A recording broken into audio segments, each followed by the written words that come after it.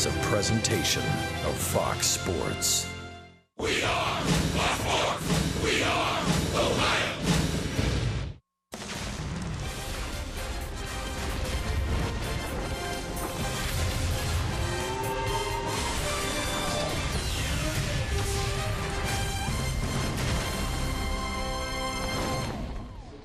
Welcome to PNC Park in Pittsburgh. Fans are filing in. This is the spot where 15 years ago the Reds helped open this ballpark in the first game ever. Barry Larkin stepped to home plate. Tonight, Billy Hamilton will step to home plate as the Reds try to win Game 2 of this three-game set.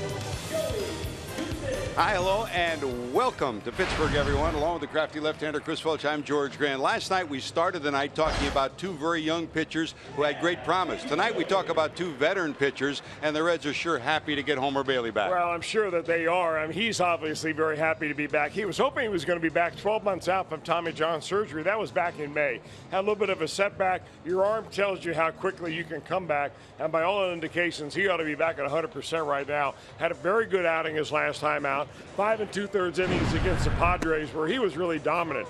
He had all of his pitches under control. He threw the slider, the curveball, the split finger changeup, and the fastball for strikes. And, you know, when he's really on his game, it just looks like he's playing catch with the catcher.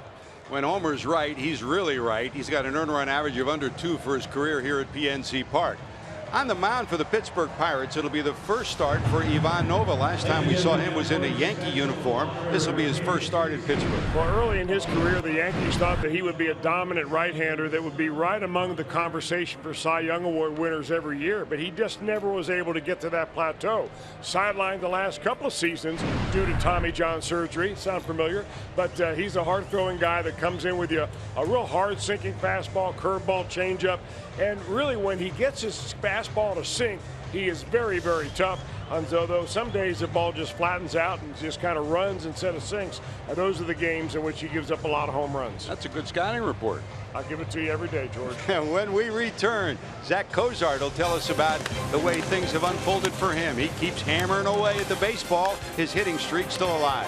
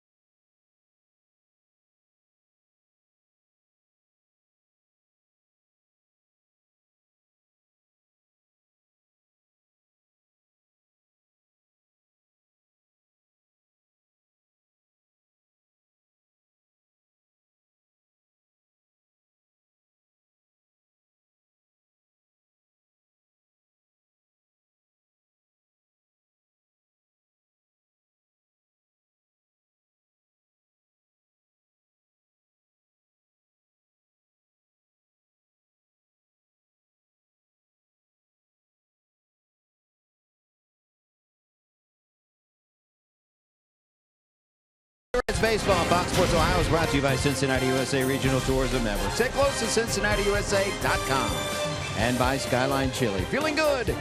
It's Skyline time. Reds looking to even up this 3-game set at a game apiece tonight. We see some nice hitting streaks from the Reds batters of late, and one is still going on. It's Zach Cozart, who extended that hitting streak last night to 13 games. It's the longest since he had a 15-game streak back in 2013. And moving from the leadoff spot to the 2 spot hasn't affected Cozart at all. Coming back nicely from a horrific knee injury of a year ago. He is having a terrific season, and as per usual, been picking it at shortstop. Our IGS bringing the energy. These are longest active hitting streaks in all of Major League Baseball. And Zach Cozart trailing only Carlos Gonzalez, Ender Inciarte, and Brian Dozier. 13, and they hope counting. 3rd longest streak by a Red this season. Wasn't long ago that Votto was riding a 17-game streak, and Phillips 16 games. He'll hit second as we go up to the guys that will call it, George Grand and Chris Welch. Thanks, JD. Looking for your activity tonight, too. It is Regatta Week here in Pittsburgh. We'll send JD out amongst his minions of fans here in Pittsburgh, and he'll be reporting on what has been a very festive weekend here in the Steel City. Let's check the Reds lineup for Brian Price. Billy Hamilton back in the leadoff spot. Hamilton in at 252. Zach Cozart, as JD mentioned, in the number 2 hole. Joey Votto still on fire in the second half of the season. Got his average now up to 290 as he creeps closer to 300. Duval, Phillips, Schebler, Suarez, Barnhart, and Bailey. That's 1 through 9, your Red starting lineup. And here's Ivan Nova, the 29-year-old right-hander over from the Yankees, Chris. Well, they just made that trade not too long ago, and it'll be his first start as a Pittsburgh Pirate. All the numbers you see there are this season with the Yankees. He was in the bullpen. He was also as a starter. His best year ever was back in 2011 when he was 24 years old. He won 16 and lost 4 that year for the Yankees. Big, tall right-hander, 6'5", 235. Billy shows bunt, takes strike 1. That's Toby Bassner, the home plate umpire. Manny Gonzalez, the umpire at first. Jim Reynolds, the veteran, at second. And the crew chief, Fielding Culbreth, is down at third. Billy last night walked and singled in 4 plate appearances. Comes in with 39 stolen bases. Been caught only 5 times. 2 of the best stealers in the league are in this game. Of course, Billy Hamilton, you know, and Starling Marte, the left fielder for the Pittsburgh Pirates, comes in tonight. 1 stolen base behind Billy at 38. Bounce right back to the pitcher. And in fact, line to the pitcher. He just hit a soft liner to Nova. And that'll take care of Billy for the first out. And that'll bring up Zach Cozart. Here is your 4 defensive alignment for the Buccos. Marte, McCutchen, Joyce in the outfield. Marte and McCutchen, Gold Glove caliber. David Freese had a solid year at third. Mercer and Harrison. Josh Harrison, the Cincinnati product. Jaso at first, and Cervelli behind the plate. That's your 4 defensive alignment.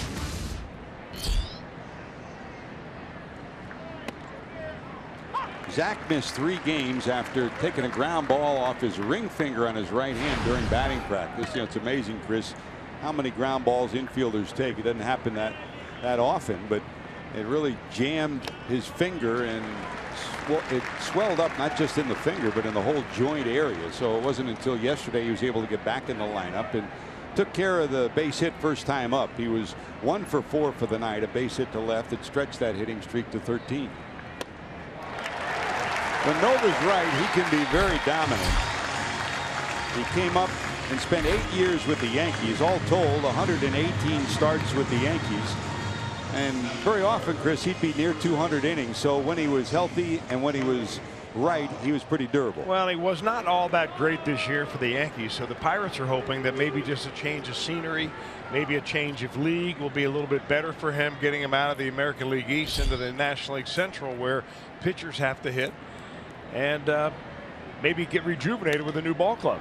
Votto sends this to center field. Back is McCutchen looking up. It's 1 hop over the top of the wall. It'll carry him back onto the field. And Joey pulls into second with a 2-base hit. So Votto had his 17-game hitting streak snapped. Started a new one yesterday with a 1 for 3 night. Starts it off with a bing bang double to center. Nova has started each of the first 3 batters off with first pitch fastball. So Votto knows what he's going to throw anyway. He studies a lot of video. He's in the on deck circle watching how he pitched Cozart. So he came up there very aggressive. If you watch this guy in batting practice right now, I mean, he is just line drive after line drive like a machine. Seeing it real big. And, you know, Chris, we watch him. He's always methodical in his batting practice, but earlier in the year he was hitting soft line drives to left, center, and right. Now he's hitting the ball out of the ballpark. Opposite field. Yep. So Votto's at second with 2-base hit number 19. From the stretch is Nova. Here's Duvall. And even in his days as a starter, this big tall right-hander at times had difficulty if you could get him to pitch out of the stretch, get base runners on, and the Reds hope to do that, get some runners on, get Billy on at the top of the lineup, maybe push the running game against Cervelli, who's thrown out only 18% of the runners who've tried to steal. No balls, 2 strikes. Duvall in at 245, 26 homers and 71 knocked in.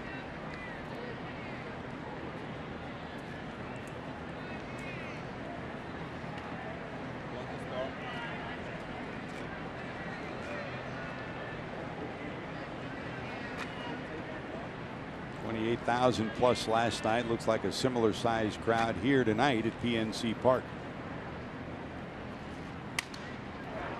Slap to right field. It'll be out of play and in the seats. And that's a broken piece of lumber, so Duvall will get back and get a new one. Very festive downtown today, huh, Chris? It is regatta weekend, so they always close the Clemente Bridge from the ballpark to downtown Pittsburgh, but it's been closed all weekend with a whole host of food trucks out on the bridge and thousands of people at a carnival downtown, art show, you name it. They've got it going on this weekend in Pittsburgh. Well, they really treated to great weather. 1 ball, 2 strikes. He got him 2 strikeouts in the first. So Nova off and running. He gives up a double, but no harm. Good to see Homer back, and he'll take the mound when we return.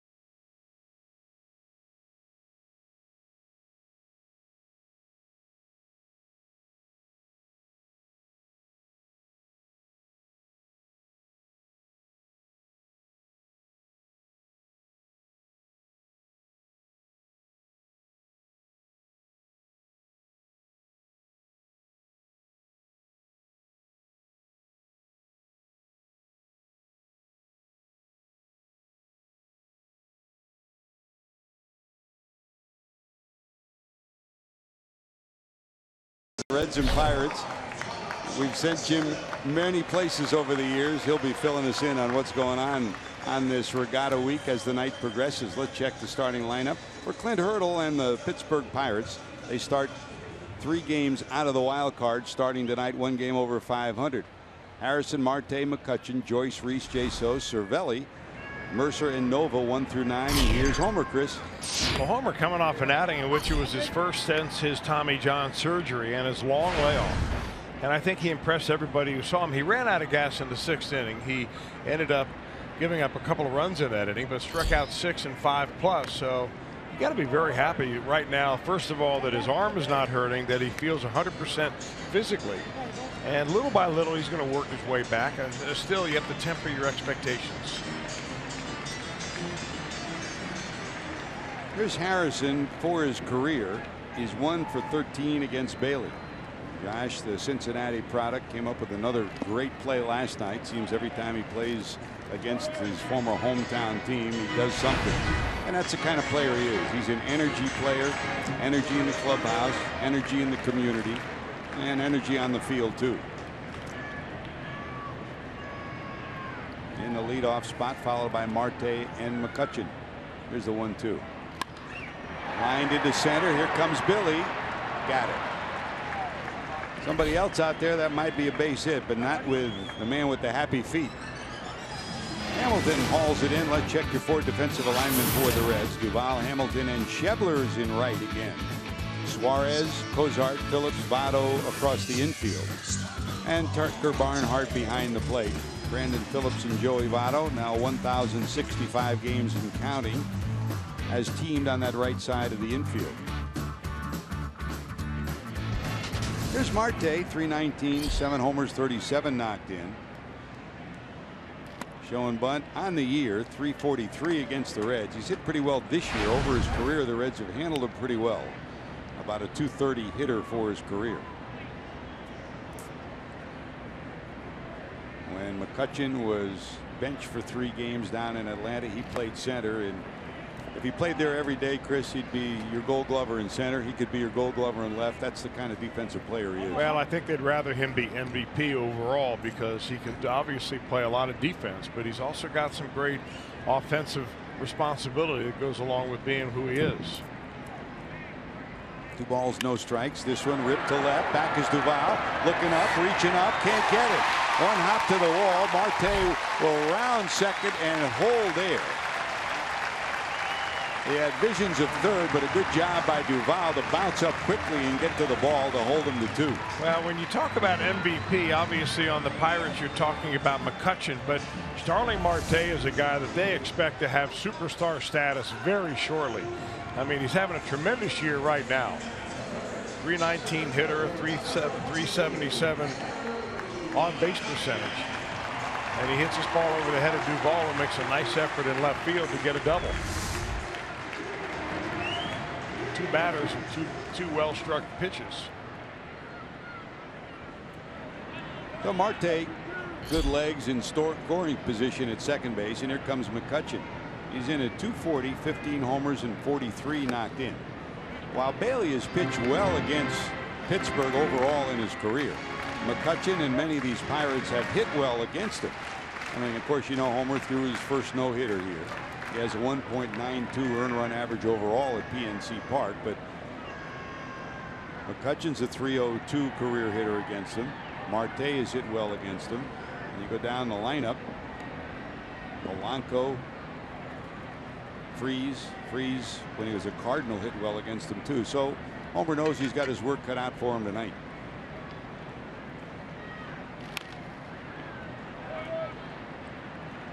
You know, the more we watch Andrew McCutchen, Chris, the more we see a similar approach by the National League to the approach that they had for Joey Votto earlier this year. Well, trying to crowd him is what you're saying, George. And it used to be that McCutchen was just so good at that inside pitch that you just stay low and away and take your chances. But now more and more pitchers are challenging him inside with the fastball. They don't know why, but he's not been able to handle it so far this year. Thus the 240 batting average.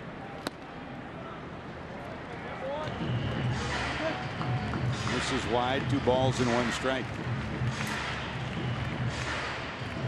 He's had an assortment of injuries the last couple of years, the knee, the heel, and has just not been able to get comfortable at all this year. Thus the 240 average. 2-1.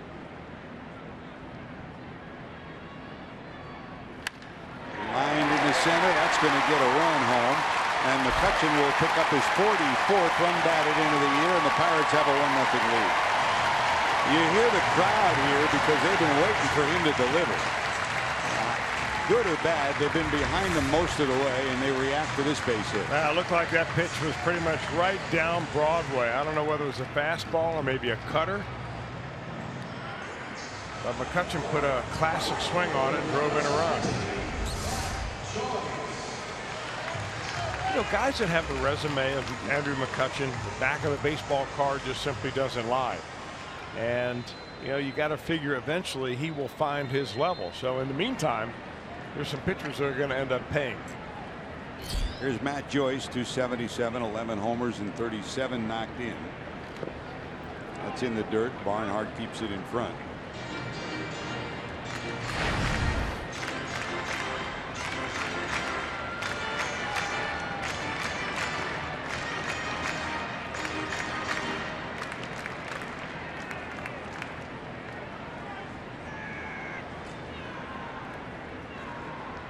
Homer to the stretch. McCutchen short lead at first, not going. That's ripped, caught, and they don't get him. Votto up in the air, almost got the glove on the back leg of McCutchen as he dove back in, but a good reaction by the Pirate center fielder to get back. Another ball hit like a shot right there. That's actually terrific reaction time by Andrew McCutchen. I mean, your first instinct is to see that ball come off the bat. You're thinking it's going down the right field line for a base hit. So 2 away, and here's David Freese at 279, 11 homers, 43 knocked in.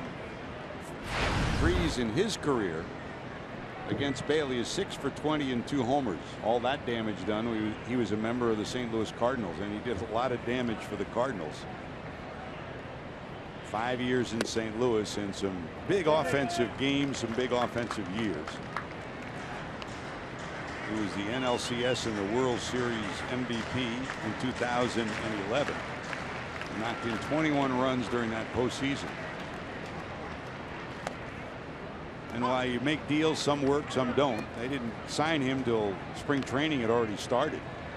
He's been a good acquisition to this club, huh? Well, he brings you a lot more than just, you know, good defense and decent hitting. Good character, good team guy.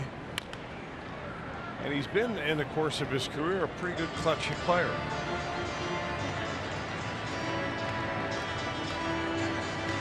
Originally signed by San Diego, Cardinals got him in a trade that sent Jim Edmonds to San Diego. 5 years in St. Louis, and then after that shipped off to the American League in Anaheim.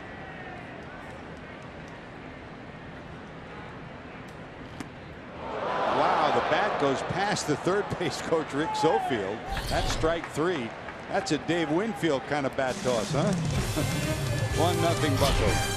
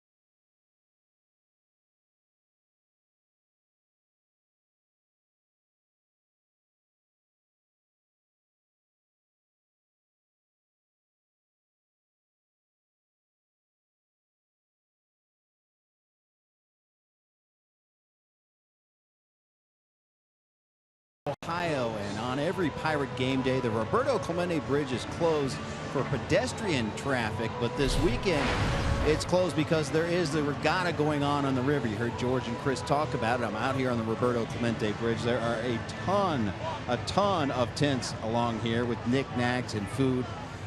Chris Welsh, I have looked very long and hard for a tent with kale salads, but I haven't been able to come up with anything. Now I can get George an Italian sausage out here, but Welsh, I'm not sure what I can bring you back. It's a little tough. We may have to get you down there to the south side, Jim. They have them down there, I can guarantee. All right, we'll look for it. But it is a very festive weekend here in Pittsburgh, and there are hundreds of people coming across the Roberto Clemente Bridge, and just like in Cincinnati, right along the river, and lots going on. So we're making friends out here, at least trying to, here in the Burgh. Jim, I got to ask you, are there any pierogies out there? Because I know you are a huge pierogi fan.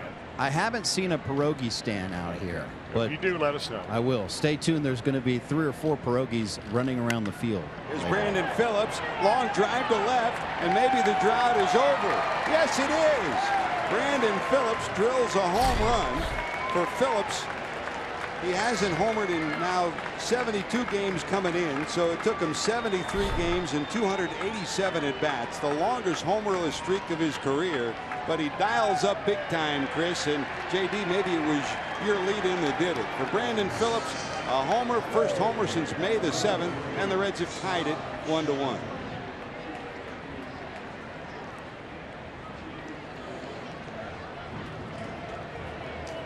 A happy young man, huh? Well, he should be. I mean, I'm sure that he knows the stats. It's been a long time for Brandon since he's gone deep. There's a liner to center. There's McCutchen, and he's got it. Shebler's retired. There's one away. Another look at his 7th homer, 42nd run batted in, and the first homer in 73 games. Yeah, and he gets it early in the count, and he's swinging hard early in the count is what we've seen out of Brandon recently. And that ball was elevated, put the good part of the bat on it, and that's still part of his game. So Phillips has gotten this one knotted up at 1 apiece. Continues to be one of the most productive second basemen offensively in baseball history. And with that home run, he's now number 12 on the all-time list, breaking a tie with the great Beta Pinson. When you look at the only players in Major League Baseball to have as second baseman at least 1,799 hits, 189 homers, or 191 steals, which he had coming in. Only 4 second basemen have done that. There's a bouncer down to third that foul. Ryan Sandberg, Joe Morgan, of course, Craig Biggio, and Roberto Alomar. So now for Brandon, 1,800 hits, 190 homers, and counting. Here's Suarez. He's got 17 homers and 50 knocked in and a 237 average.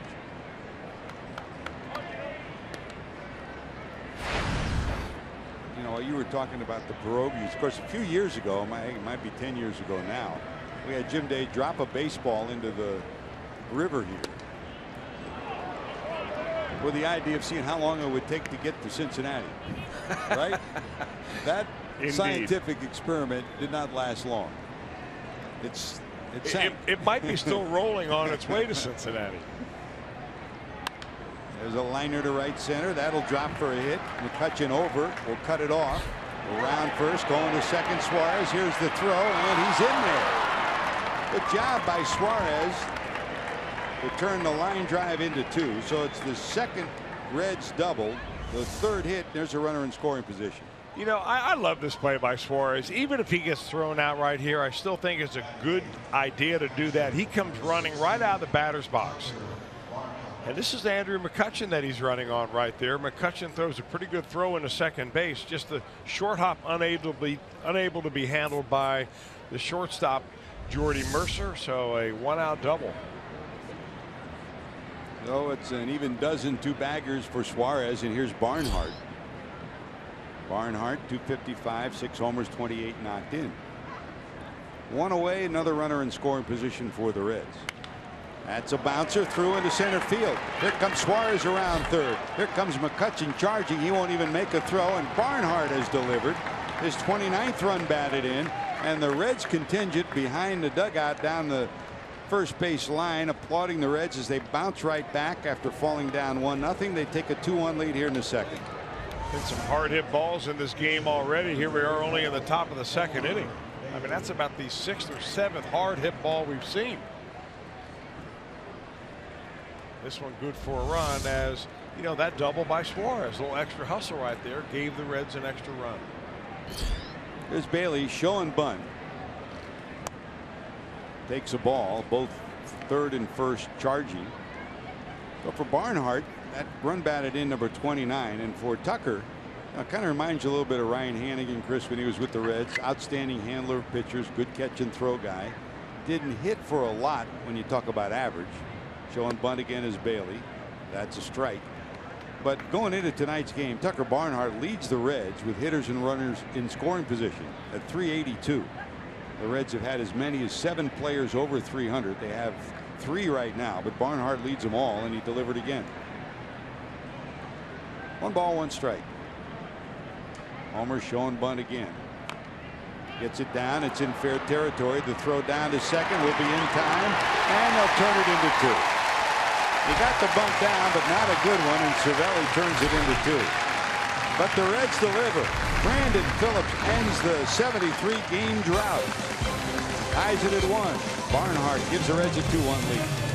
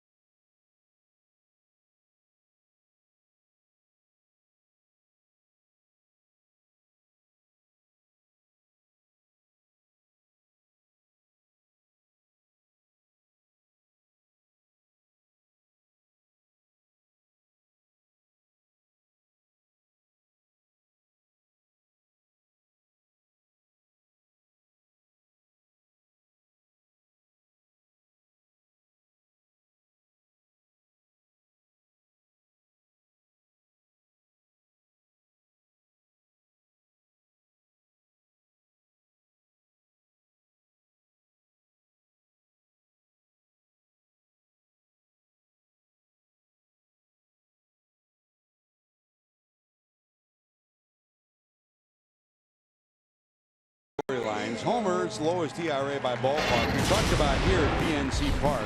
He's been stingier here than any place else. But Chris, look at his list. He was just at Petco, pitched great there.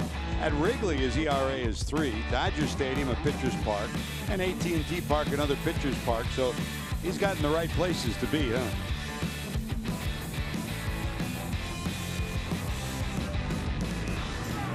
Here's Homer ready to go to work in the second. He gave up a double to Marte, a single to McCutchen. That's the Bucco run in the first. He faces John Jaso, Cervelli, and Mercer, 6, 7, and 8 in the Pirate lineup. Homer, now 30 years of age, turned 30 in May. Big burly right-hander out of Texas, LaGrange, Texas. His first no-hitter here in Pittsburgh. His second, of course, at home. And really, the Reds and Pirates have had great tradition over the years, not just at PNC Park, but at Three Rivers Stadium and at Riverfront Stadium. Some great games, some great rivalries, some great moments. The Reds opened this ballpark. Barry Larkin stepped to the plate.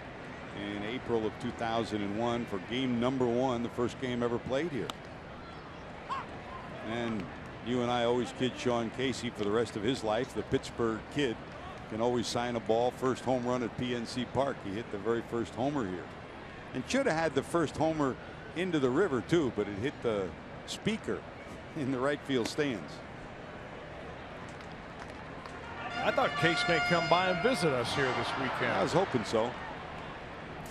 You know, he may have started here, but when you walk over that bridge and you hit all those food trucks, no way he's getting here. There's no Skyline chili truck there, though. There's a rocket shot into right, a base hit. Schebler will cut it off and hold Jaso to 1. Good job by Schebler getting over there, cutting it in a perfect throw. Another hard hit ball.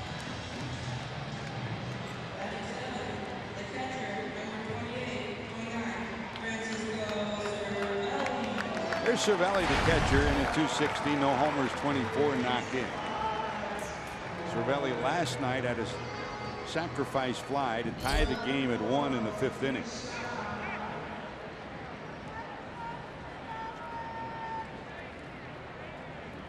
If you were playing today, what music would they play for you? For Francesco Cervelli? That's Amore. What would they play for you? That's kind of an interesting choice for a guy from Venezuela, though. Still Italian, though. Yeah. See, now he could play for the World Baseball Classic for the United States, for Venezuela, or Italy. Missing him in the lineup for a number of games this year. He's been hit in the hand, hit in the head. He's had concussion syndromes. Has hurt this ball club, no doubt about that.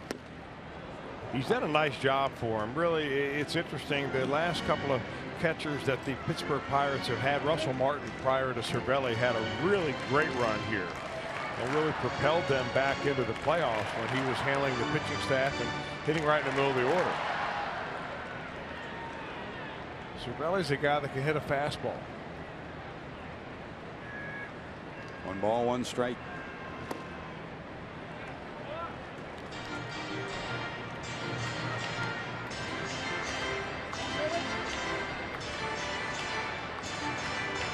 He's become a leader on this club, really taking over for Russell Martin, not just as the catcher, but as an emotional leader in this clubhouse.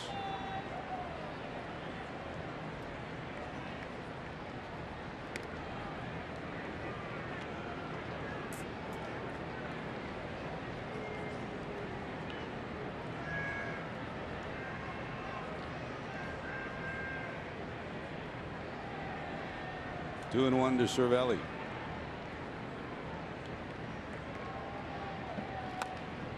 Check swing, fouled off, 2 and 2. In fact, when the Pirates made the deal to get Ivan Nova, who's pitching tonight, and part of that package was knowing they had 2 catchers who would work with Nova. Cervelli, of course, was a Yankee farmhand. So was Stewart. Chris Stewart, the other backup catcher.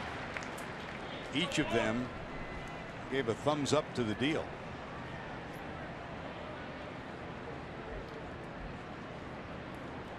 From the stretch, Bailey. Runner not going. That misses inside.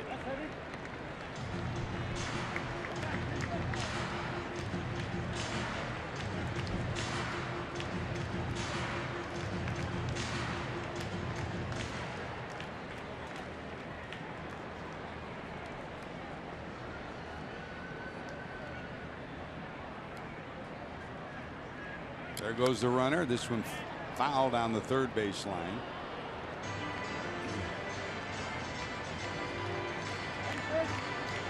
Jaso's got a little bit of Brandon Phillips in him, Chris. He'll talk to anybody and everybody. In fact, talking to him today on that defensive alignment that you and I were talking about last night, when he was covering the bag at first and Billy Hamilton was behind him.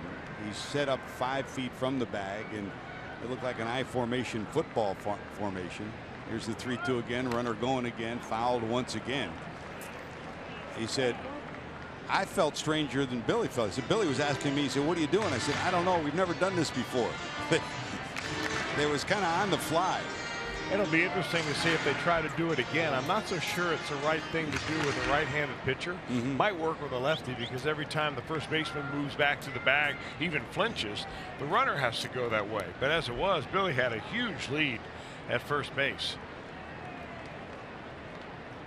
Try 3-2 again to Cervelli. And they'll toss over there to try to shorten that lead. He said realistically they didn't figure they could pick him off, but if they could just take a step away from his lead, it might give him a better chance. He said, but with Billy, he said, to be honest, not much of a chance to nail him at second.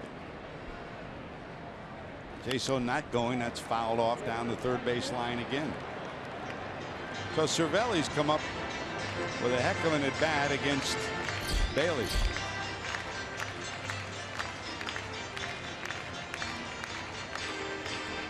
Here comes number 9 in the at bat.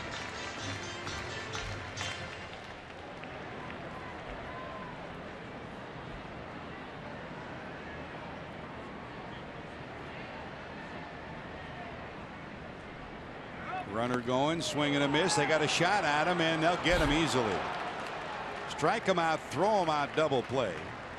Base runner erased, 2 away here in the second. Barnhart, who's thrown out 32% of those who've tried to steal, takes care of Jason. Well, it took 9 pitches to get through this at bat. He finally found something that Cervelli would not foul off, and it was like almost like a pitch out, and the throw right on the money for Tucker Barnhart. I mean, Brandon Phillips just has to catch this ball, and Cervelli's going to slide right into the tag.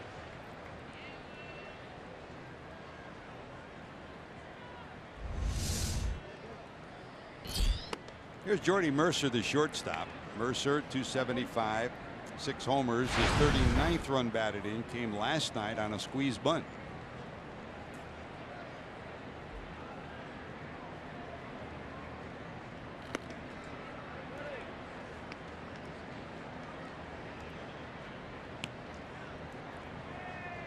Pirates running game not been effective in this series. Josh Hamilton tossed out in a 1-run game last night, and here in a 1-run game right now. Jaso tossed out. Line drive down the left field line, curving. It is a foul ball. When it left the bat, it looked like it was 15 or 20 feet fair. It just kept hooking and hooking, and Mercer came close to home run number 7.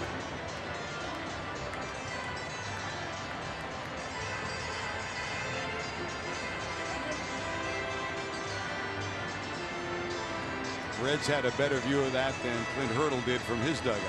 Looked like about 5 feet foul. Here's another look. Well, the good news about this is, how often do you see a guy hit a foul ball home run and then come back and hit a fair ball home run in the same at bat? The pitch was down and in, probably off the plate. Very difficult to keep fair, but he made it close. I'm sure they have a stat for that today. I'm sure they do too. I'm just not sure where to look it up. It's there somewhere. Swing and a miss. 3 balls, 2 strikes. So a 9-pitch at bat, and now another 3-2 count here. The pitch count mounting early for Bailey. Here's number 38 in the second inning. Backhand Cozart, off balance throw. Votto can't hold on. It'll go as a base hit. Well, Mercer gets a base hit. Great job by Cozart to get to it. Votto just couldn't handle it. Carroll. It was really a good play by both players. Cozart first goes way in the hole to get it. It's just one of those balls that is almost a seeing eye base hit off the bat, but he makes it very close, and Votto does a good job. He gets his head down low as he tries to pick that ball and just flicks off his glove.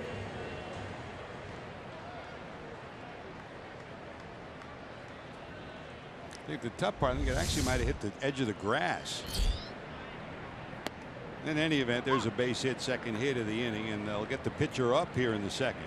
Nova, 1 for 18 in his career as a Yankee at the plate.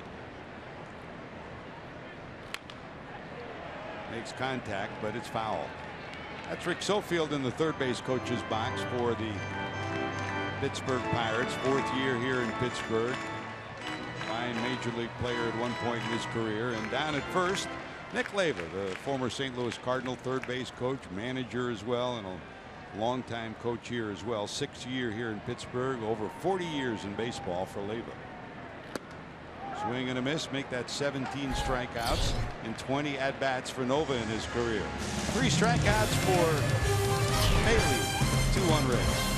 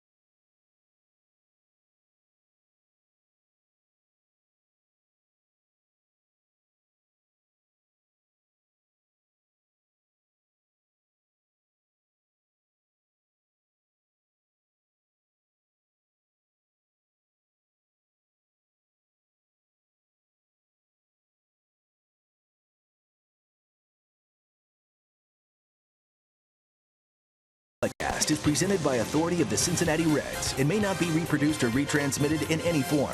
And the accounts and descriptions of this game may not be disseminated without the express written consent of the Cincinnati Reds.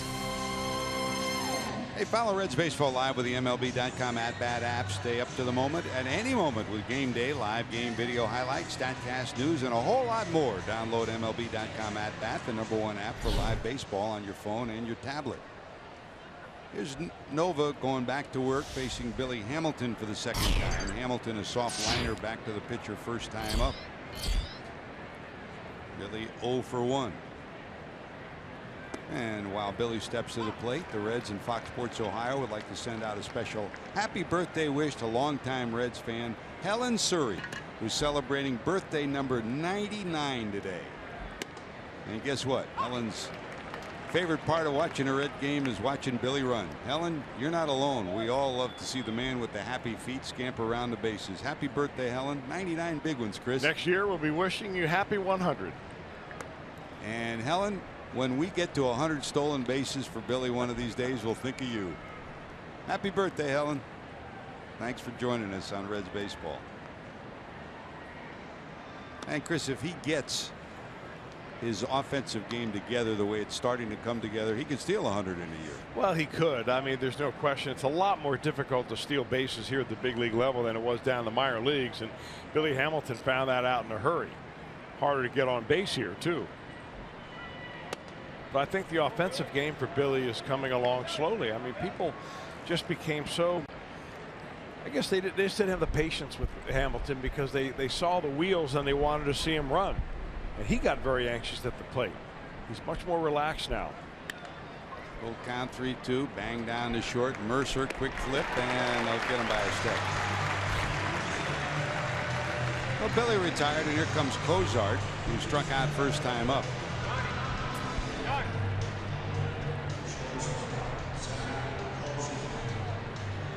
Speed is a wonderful thing in so many ways. And while the emphasis is always on offense, especially in this day and age, you know, the key to winning is still pitching and defense. And when you talk about defense, Billy Hamilton gives you something in center field that is brilliant. And that's why the argument's always been around Billy Hamilton that even if he doesn't hit, even if he turns out to be a 7th or an 8th place hitter in the lineup, the kind of defense he gives you in center field makes up for a lot of the lack of offense. But Obviously, he wants to be that complete player, and that offense means getting on base for him. Reds have had some great center fielders over the years. I mean, a great combination of power and speed. Eric Davis. And by the way, congratulations to Eric and everybody associated with the RBI leagues, as there's a bouncer down to third. Freeze, flip, and they'll get Cozart. There's 2 away. The RBI playoffs underway this weekend back at Great American Ballpark. And Eric instrumental in supporting that throughout his career. And speed is a brilliant factor defensively as well as offensively. Even here in Pittsburgh. I mean, Omar Moreno, Bill Verdon, when he came up, when Danny Murtaugh told Verdon, he said, don't worry about hitting. You just go chase everything. And boy, did he do it. The man they call the Quail was a great outfielder here at center field, and also became a great manager here. 2 away. Here's Votto, who doubled first time up. Joey's second hit against Nova. He's now 2 for 6 and a homer against Ivan Nova in their matchups.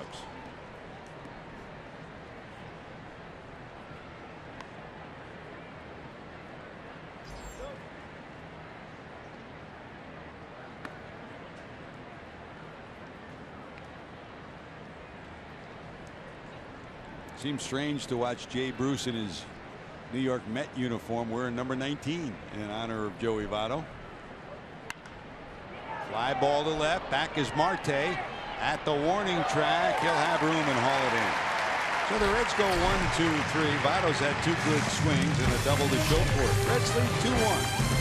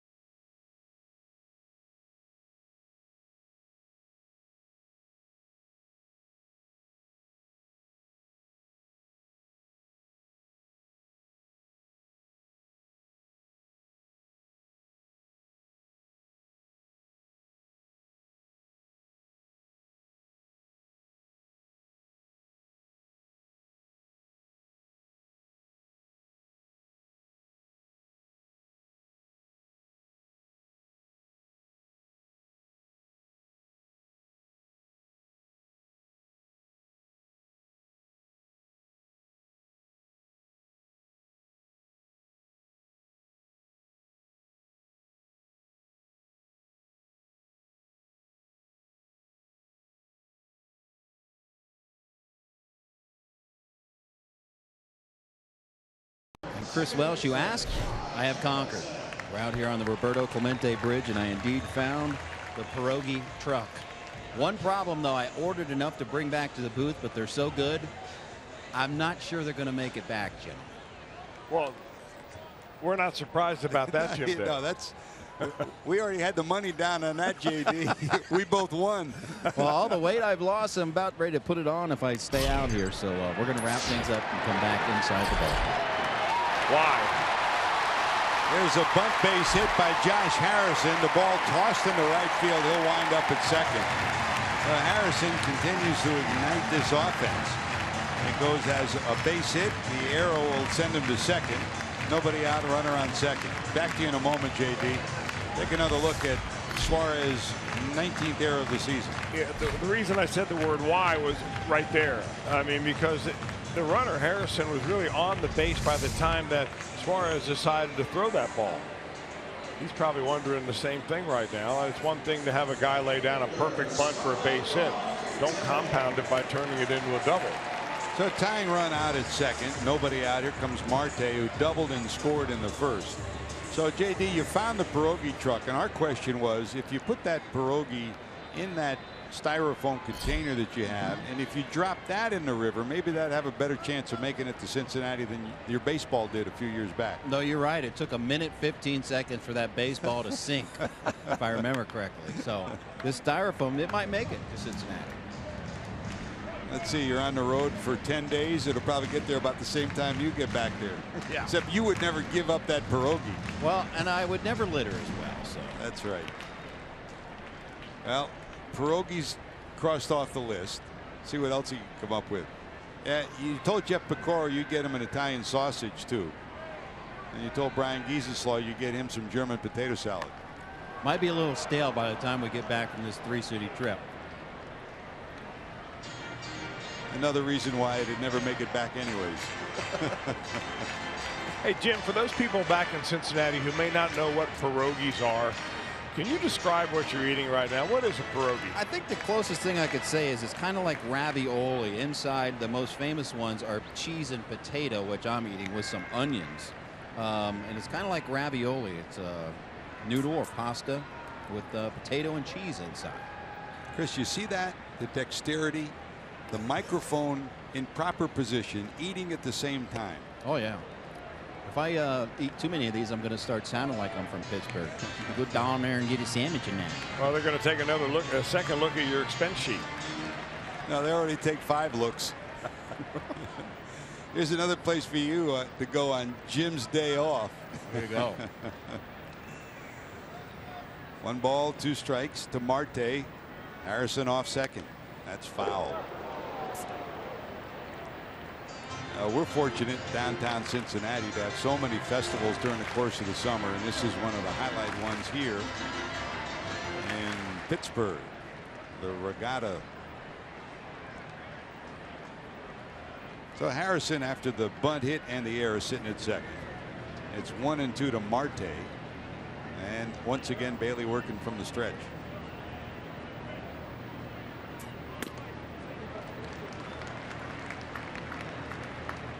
He got into a great groove in San Diego, didn't he? And here he's had to work out of the stretch all 3 innings. Well, I think he had a little better velocity in San Diego. It could have been one of those games where, you know, it was all culminating for that one day. Had a day extra rest, I think, from his starting standpoint from what he had down in his rehab. But I mean, pitchers are going to have to go through this. I mean, you really only have your good stuff. If you're a 20-game winner type, you may have your good stuff, quote unquote, 2 times out of 5. The other 3 times you've got a battle. If you're an average major league pitcher, you're talking about 1 out of every 5 times that it's so easy out there, you just throw your glove out and you're going to get guys out. The other 4 times is when you really have to bear down. And I think Homer's in one of those games tonight. But a seasoned veteran like Bailey, I mean, he's grown to expect that. 2 balls, 2 strikes. Homer from the stretch. Swing and a miss. Great job. Takes a little off. Way out in front was Marte, and there's strikeout number 4, out number 1 here of the 3rd. That's a key out right there because Marte's a very tough hitter. And Homer threw this breaking ball, probably threw it so high that he got away with it. You hang that pitch down around the letters and he may hit it a long way, but he went way upstairs with it. Marte really fooled by the speed.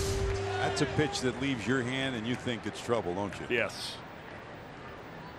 Sometimes good pitches get hit, sometimes bad pitches don't. Here's McCutchen, single to center, knocked in Marte in the 1st. This one lined to right. Here comes Schebler, got it. And a bullet throw to second as Harrison heads back to the bag. Good first step by Schebler to track that one down, 2 away. Schebler really hasn't played a lot of right field. He was playing center field for the most part down in Louisville. Then he moved into the corner. He was told the guys upstairs, meaning the front office and the people in Cincinnati, wanted him to play a corner outfield because they figured when he would be recalled, he wasn't going to center field to take Billy Hamilton's spot. So they moved him to the left. They moved him to the right. He played about a week's worth in right field. He looks pretty comfortable there. I mean, the whole goal here in the second half of the season is to see if he can hit up here.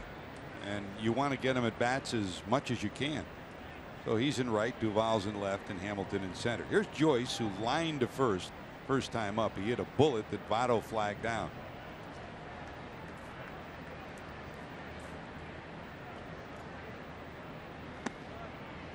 Suarez was wide of the bag with Joyce predominantly a pull hitter at the plate, but they pulled him back to third because as aggressive as Harrison is, if he's another 2-3 steps away from that bag, Harrison will try to steal third even with 2 outs.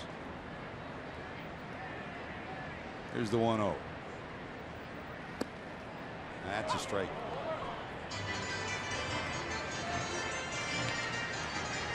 Joyce, most of his career part of the Tampa Bay lineup. Came up with some solid offensive years while in Tampa Bay.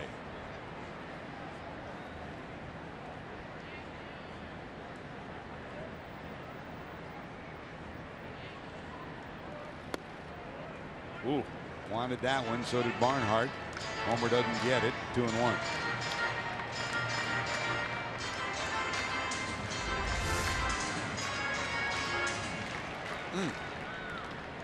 Hard to see how that ball did not cross the plate somewhere. 2-1.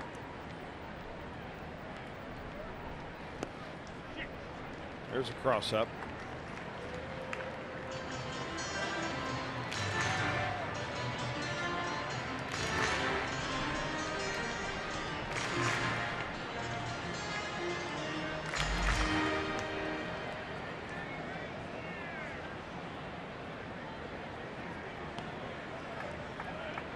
Three balls, 1 strike. Pitch number 55 here in the 3rd inning for Bailey.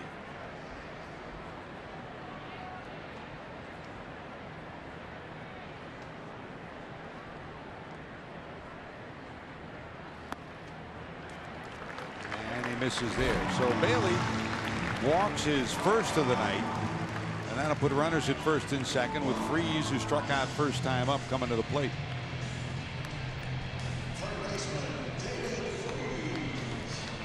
Now, realistically, Chris, if you start the year on the disabled list, and Bailey, of course, had a 1-month stint for rehab that started in April, but then he was shut down in May, then came back in another 1-month rehab, second time out, where he had 6 straight starts.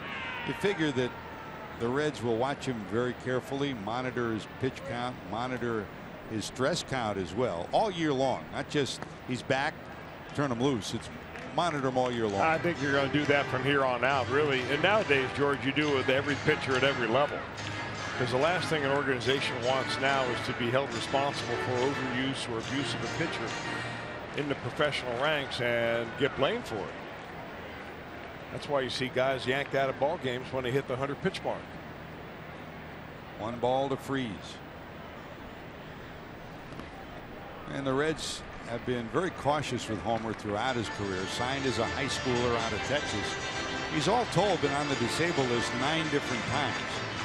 First couple of years with shoulder difficulties, and then of course the flexor tendon problem, and then of course the Tommy John surgery that followed.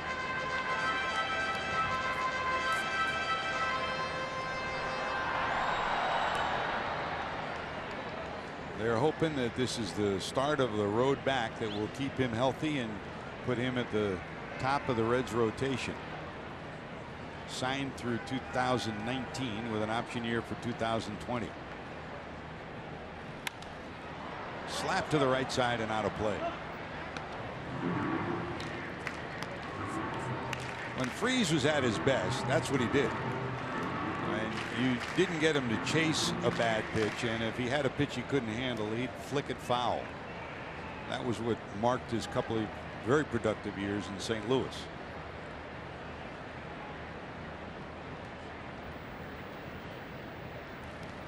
That got him.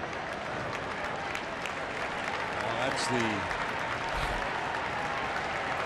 44th batter that the Reds have hit in the last 4+ years that are Pirates, and the Pirates have hit 41. That's the way these two teams have gone, but that's just an inside pitch that clips the Pirate third baseman. Just a very slight effort on the part of David Freese to avoid being hit there, just enough to get him to first base instead of that pitch being called a ball in the event that a hitter doesn't try to get out of the way at all. You hardly ever see that rule. You know, the other thing to play in mind is that Homer could not have picked a better team, or the Reds couldn't have picked a better team or a better situation to come back off the disabled list against the San Diego Padres. Right after the trade deal, they just about jettisoned every one of their big league hitters away. They only had a couple of guys in that order, Will Myers being one, and Alexei Amarista, the other, that were, you know, swinging the bat at all. And so you come in there and you know, even if you make a few mistake pitches, you're going to get away with mistakes there that you will maybe not get away against some other teams. This Pirates team is a team that's right in the thick of things, and they're a team that can put some runs up on the board. Big early moment in the ball game for Homer and for the Reds. Bases loaded, 2 outs, and here's Jaso. He singled to right in the second. That's a strike.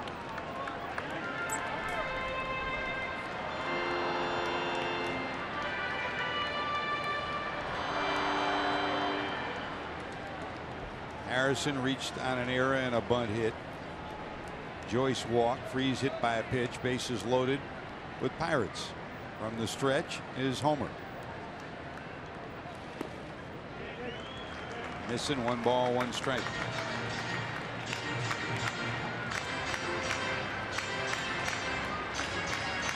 Jaso last night had a double in the 5th inning rally and scored a run for the Pirates. And then he was double switched out of the game, and Sean Rodriguez replaced him, and Rodriguez hit the game-winning homer. There's a bouncer foul down the first base line. So the first base spot, which has not been productive for the Pirates all year, last night came up big.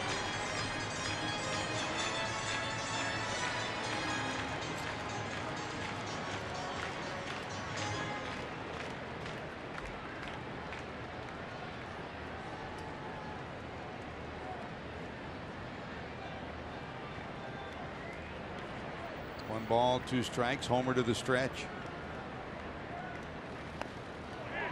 That kicks away. Got him on somebody's foot. Hit him. It hit his foot. We're not sure if it hit the foot of Barnhart, but they say it hit the batter Jaso, so that'll force in a run. So back-to-back hit by pitches. That forces in the tying run, and we're tied at 2.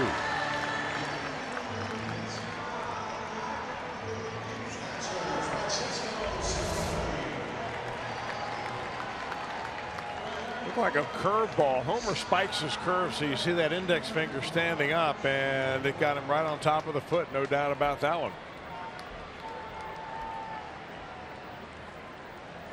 Cervelli might be hacking first pitch right here.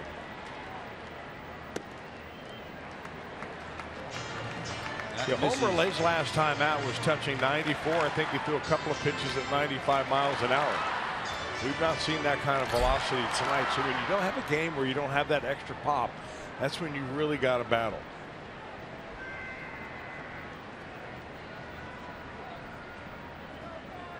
Here's the 1 ball delivery. Base is still loaded. That's wide, and it's 2-0.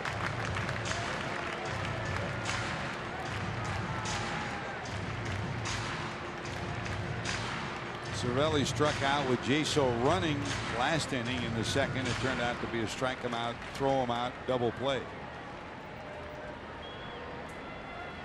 Joyce, Freeze, and Jaso lead off their bases.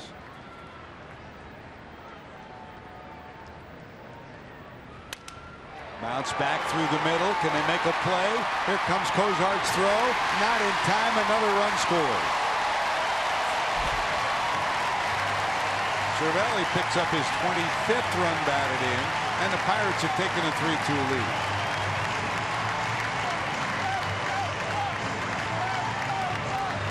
I'll tell you, Zach Cozart nearly making something out of nothing. I mean, look how far he has to go from the very start of this play to where he fields it and nearly gets the man at first base.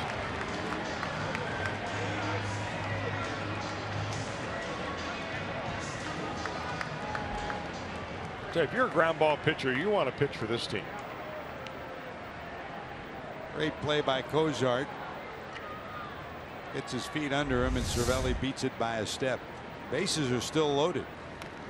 And activity in the bullpen for the Reds. Josh Smith has started to throw. Now at 67 pitches is Homer. And the 8th batter of the inning to the plate, Jordy Mercer. Base is still loaded.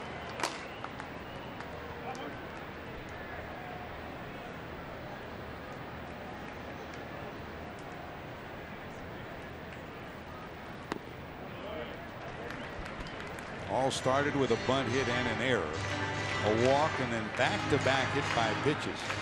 I mean, really, in this inning, the ball not hit nearly as well as it was the first 2 innings for the Pirates. The Pirates had 3 hard hit balls in the first, 2 hard hit balls in the second. But here they've found the holes, and the 2 hit batters have contributed to a couple of runs, and the Pirates have a lead.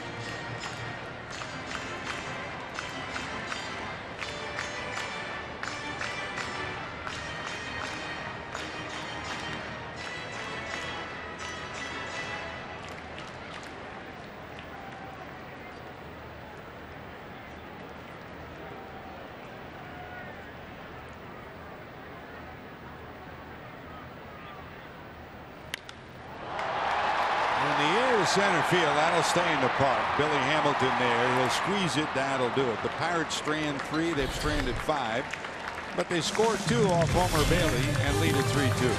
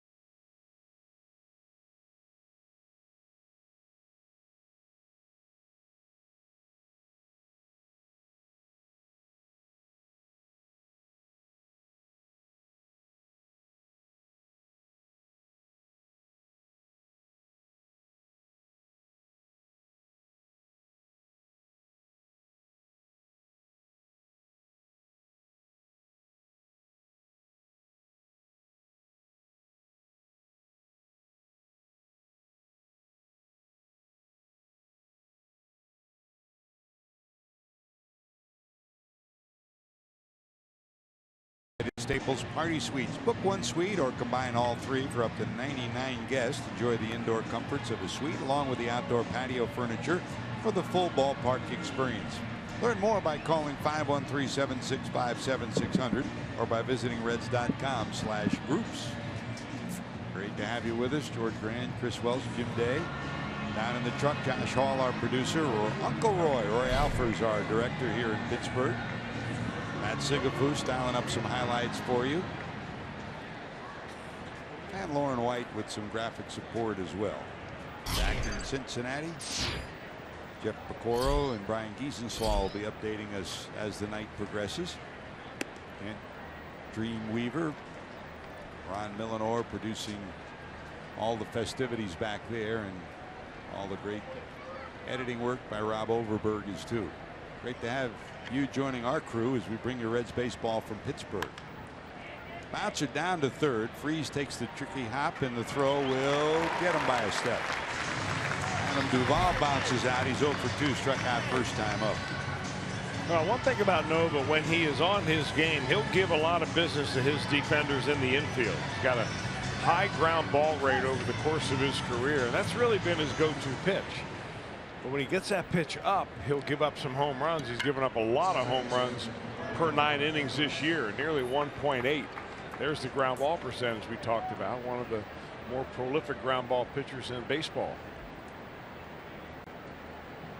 And this is a pitching staff and Ray Searage at the top of it, that believes in two-seam fastballs and believes in ground ball defense. Well, they do, but really what the other part of that is right there. Pitching inside. The Pirates have done extensive research, and every team out there now has done it, but the Pirates seem to have been, over the last few years, a little more on the cutting edge than some other teams. And they have found that there's a much higher ground ball rate after an inside fastball. And there you go. One inside to Brandon. The next pitch is down, and he grounds over the top of it. And it really has to do with just getting the hitter's eyes a little bit off the baseball. Doesn't mean you come in and hit batters, although Pirates have been accused of throwing at hitters. But it means that you pitch inside at least once or twice in every at bat, and then go back outside, down and low, and you have a better chance of a hitter rolling over the ball. And when you say pitch inside, that doesn't mean throw at the head or throw at the shoulders. I mean, you know, Dick Pohl, the former Reds pitching coach, was a great believer. His mantra was make them move their feet. You know, pitch down, make them not be comfortable. Don't let them dig in. That helps. 2 quick outs, and here's Schebler, who lined out. Brandon bounced to short after, if you didn't join us earlier, he hit his first homer in 286 at bats to lead off the second. That tied the game at 1. You know, the art of pitching inside is not an easy thing for most young pitchers to figure out how to do. But one of the aiming spots that you can do almost to everybody, lefty or righty, as Nova comes inside to Schebler, is just right under the hand. So as the hitter gets in his stance and he holds his hand, your spot is directly underneath the hands. 2 balls, 1 strike to Schebler, who lined out to center first time up. That's ripped down the right field line, but it takes a right-hand turn into the seats, foul. I talked a little to Scott the other day about why he holds his hand so low, and he's had different setups before. He's tried holding them higher and so on, but he says this is just comfortable, and I get my hands to where I want them to be anyway, which is off that back shoulder. And it really doesn't make a difference where you start. It's where you end up as you're ready to hit and you're in hitting position. I remember they told Eric Davis he couldn't hit like that too. How about that, huh? And if you looked at a side shot of Eric, his hands started down, but they were up when the ball was delivered. Yeah, Eric would kind of pump him a little bit up and down. Schebler really doesn't pump him. He holds him there, and then he's got a very quick movement that's very short distance between there and the back shoulder. Brandon's talking about that right now. Well, these guys will love to talk about their craft. Especially after you hit a homer, you want to talk hitting, right?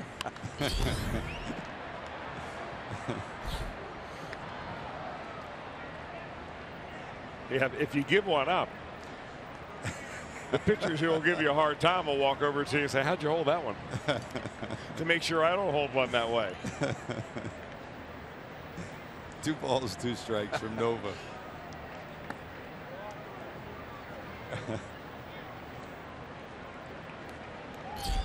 On deck for the Reds, Eugenio Suarez, who doubled his first time up.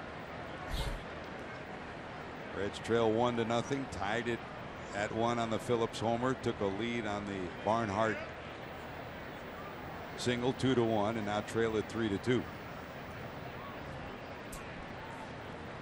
Full count to Schebler.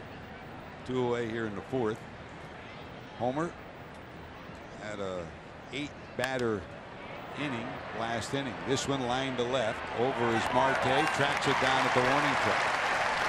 1, 2, 3. Go the Reds. Homer back to the mound. He'll face Nova.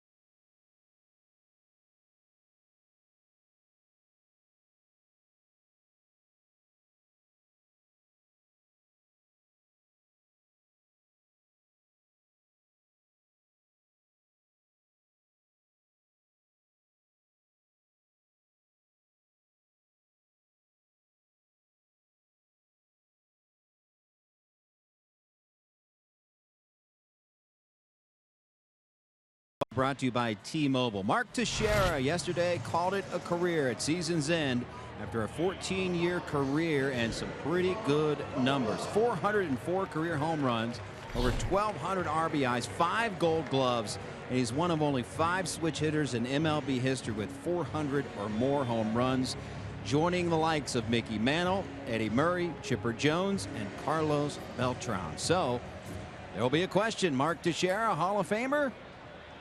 We'll see.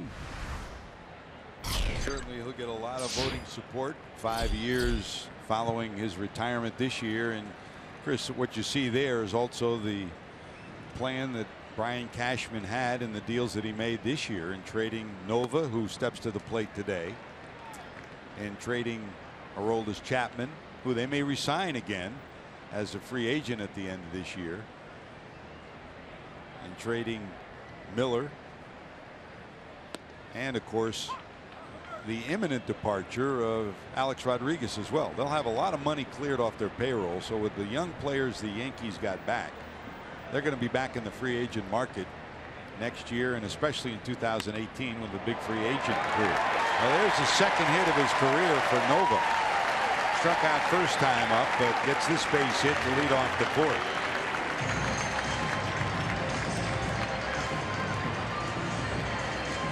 Now step in the bucket, bail and wail is what they call that, and he gets a little dribbler back up through the middle.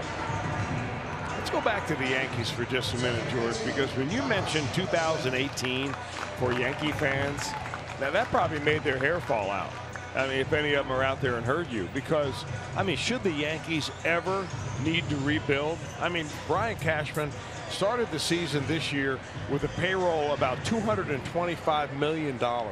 Now there's a lot of money that's going to come off after this year as far as, you know, some of those players.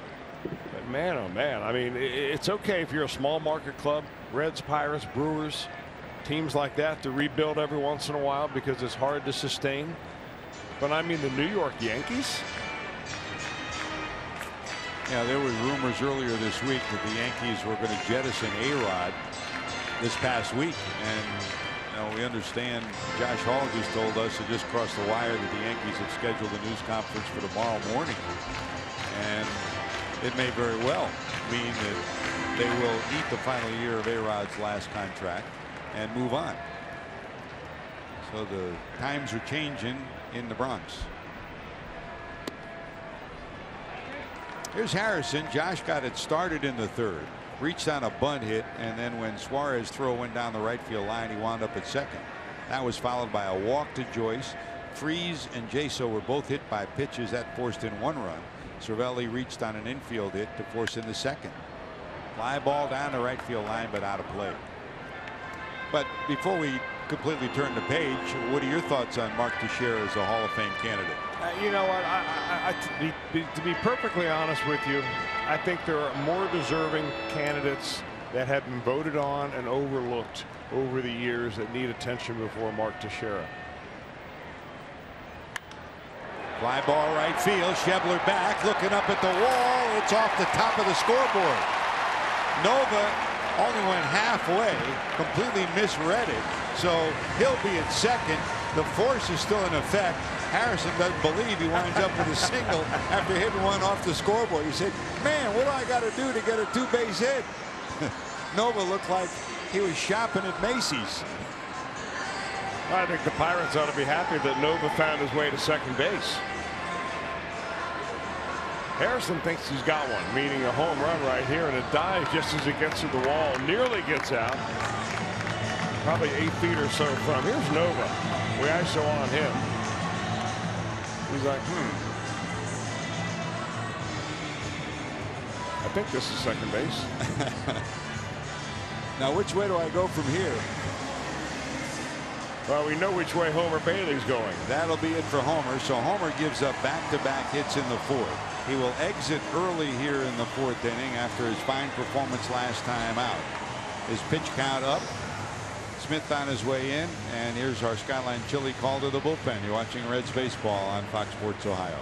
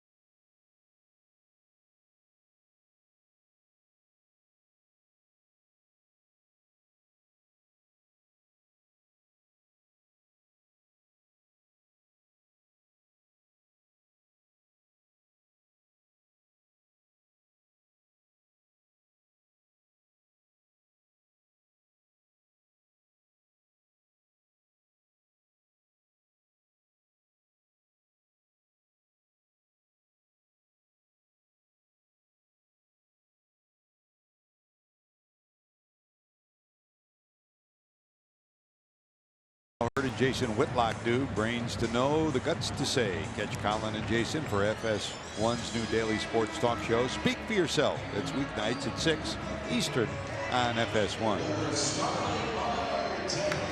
So Homer's night is done. 3+ innings, 8 hits, 3 runs. The 2 runners his responsibility. 4 strikeouts and a walk.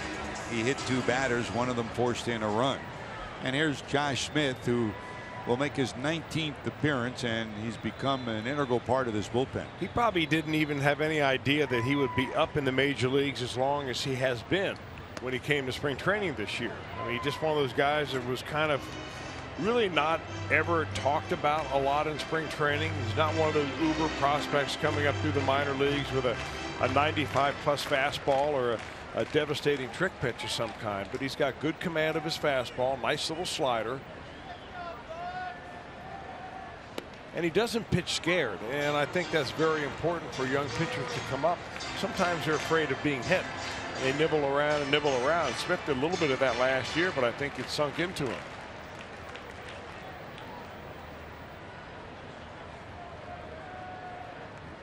He'd been up with the club since the 3rd week of May. In fact, he started the year, he was up with the Reds for a while last year. He started the year in minor league training camp, and that one will squirt away from Barnhart. The 2 runners will advance, so it takes away the double play possibility.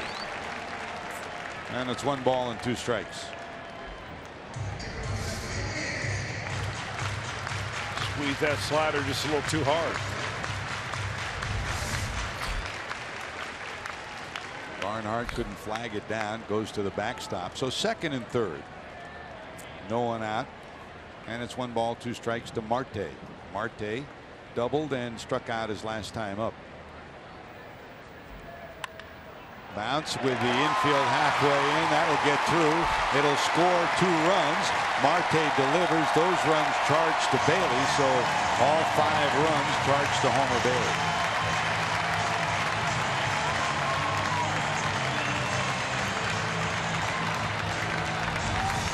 Well, you bring the infield in and you turn a 300 hitter. Remember, Marte's a 320 hitter into a 500 hitter. Just a little ground ball that would normally have been caught for an out goes for a base hit. Reds are hoping for an atom ball there. So Marte delivers 2 runs batted in, number 38 and 39, and here comes McCutchen, who knocked in a run in the 1st. 5 runs, 9 hits now for the Buccos. Pitch out, nothing going with Marte down at 1st.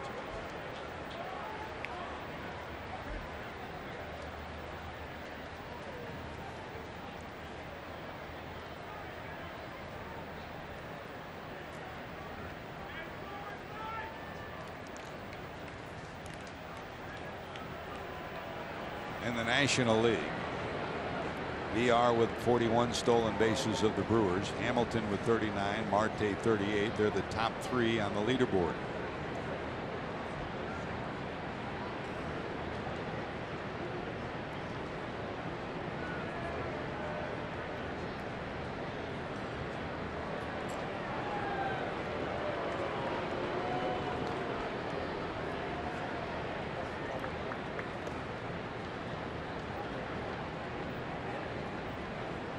Ball to McCutchen.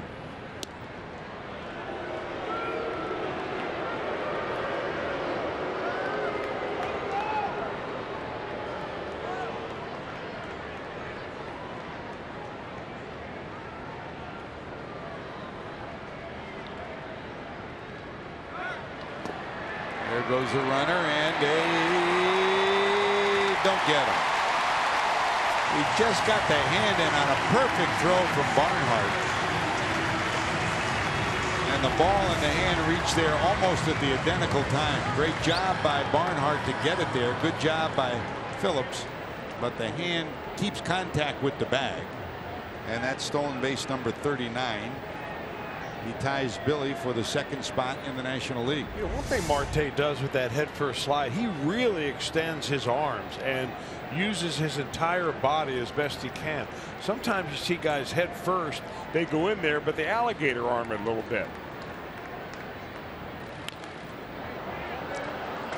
Take a look at that slide I'm talking about. I mean, his arms are straight out by the time he ends up going into second base right there. Some guys are afraid of contact with that bag. He wears that protective sleeve on his left hand.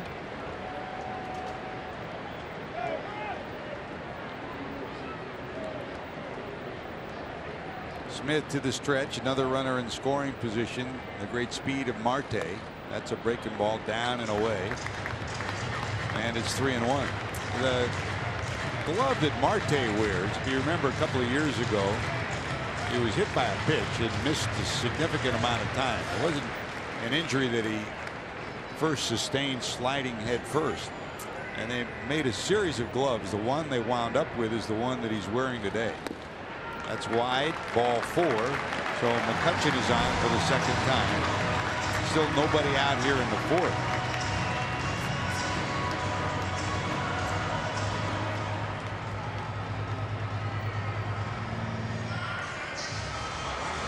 All right, so George, you mentioned that the Yankees have a press conference scheduled tomorrow at 11 a.m. Now, the speculation is that they're going to talk about releasing Alex Rodriguez. You think there's a team out there right now that's going to pick him up? Would the Mets pick him up? I don't know about the Mets. They don't really have a slot for him. By the way, Jay Bruce hit another home run tonight for the Mets, but probably an American League team that could DH him, and he might end up back in Texas before the year's over. They're in a pennant race. You get to the month of September, and you basically get him for nothing.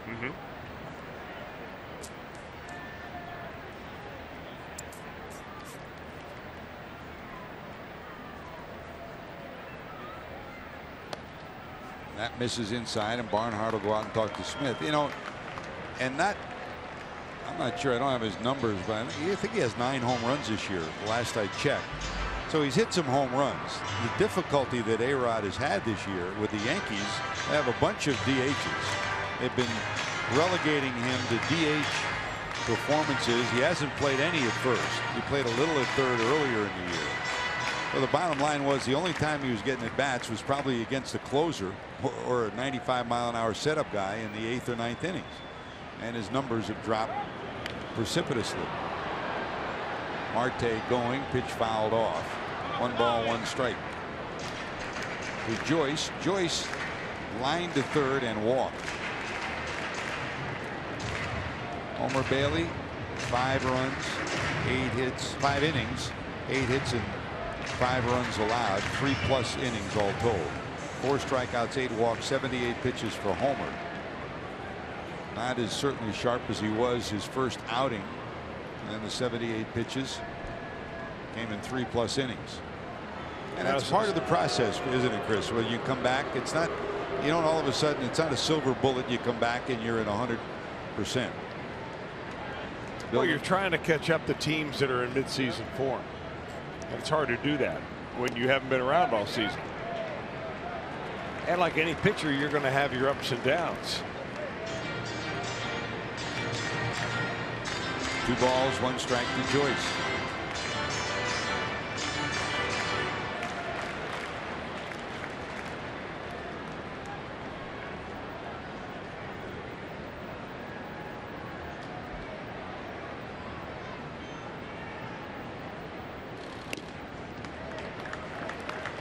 And another 3-ball count. It's been a whole host of 3-ball counts in this first 4 innings for Reds pitching. Yeah, Smith just doesn't look sharp at all tonight.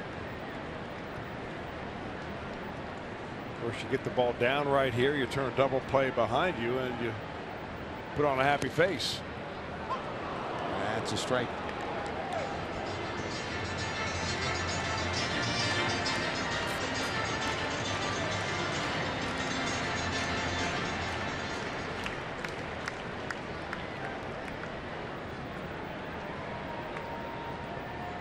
Full count, 3-2, 2 runners on. See if they're off and running with no one out here in the inning. They are not. It's fouled off. Single by Nova, single by Harrison. Base hit by Marte and the walk.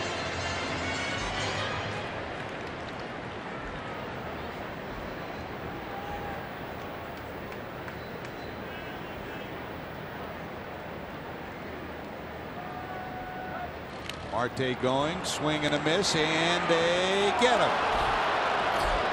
And Marte waves to the dugout to challenge. We'll see if Hurdle will.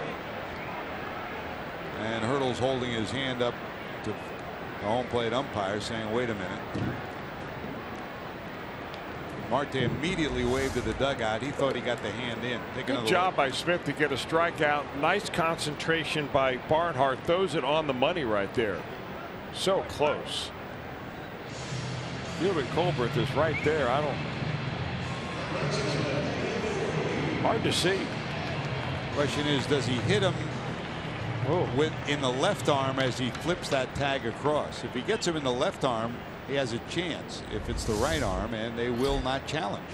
So it goes as a strike him out, throw him out, 2-5 double play. Second strike him out, throw him out double play of the ball game for the Reds.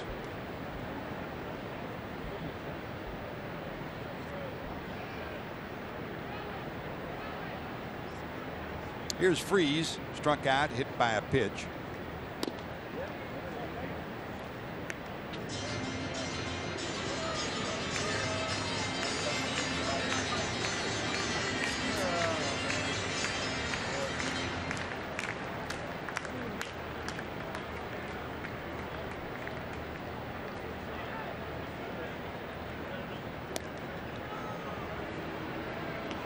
Chases McCutchen back to the bag with 2 away.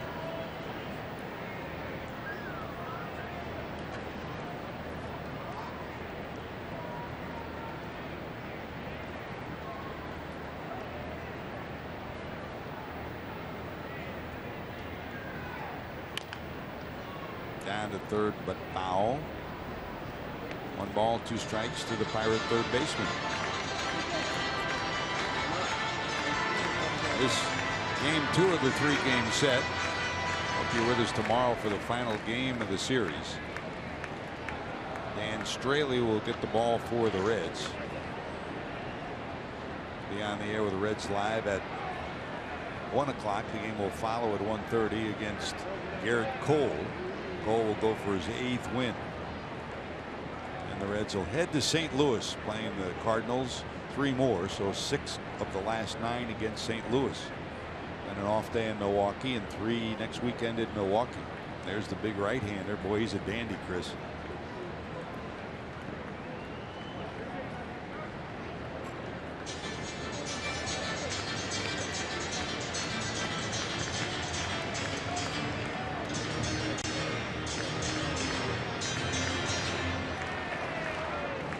Balls, 2 strikes. McCutchen off the bag at first. A little bit bigger lead this time as Smith comes to the stretch.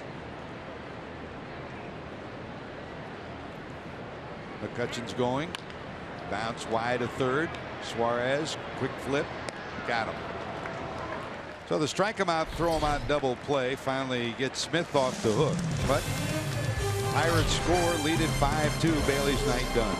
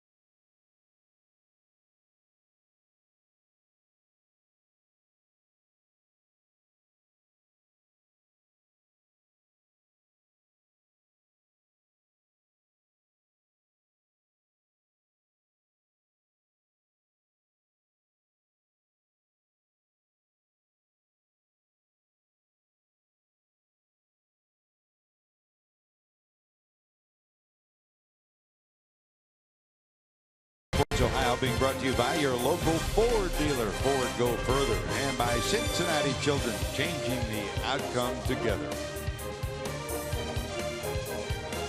Welcome back to PNC Park in Pittsburgh. Game 2 of the 3-game set. Pirates won it in walk-off fashion in the bottom of the ninth last night by a Sean Rodriguez homer. Festive weekend. It is the Three Rivers Regatta this weekend. Fans of baseball and music and just about everything else marching around the ballpark and around downtown Pittsburgh. Jim Day is among that group. He's marched up and down the Clemente Bridge, been around the ballpark, participating in the festivities here. So far, the festivities on the field, it's been the Pirates are on the smiling side of the scoreboard. 5 runs, 9 hits for Pittsburgh. Homer Bailey exits after 3+ innings. All 5 runs charged to Homer. Here's Nova, who's got a lead of 5-2. And we go to the top of the 5th, facing Eugenio Suarez, Barnhart, and the pitcher spot. The first two innings, all the way through the order for the first time, Nova gave up a lot of hard hit balls, but he's retired now 6 in a row, second time through.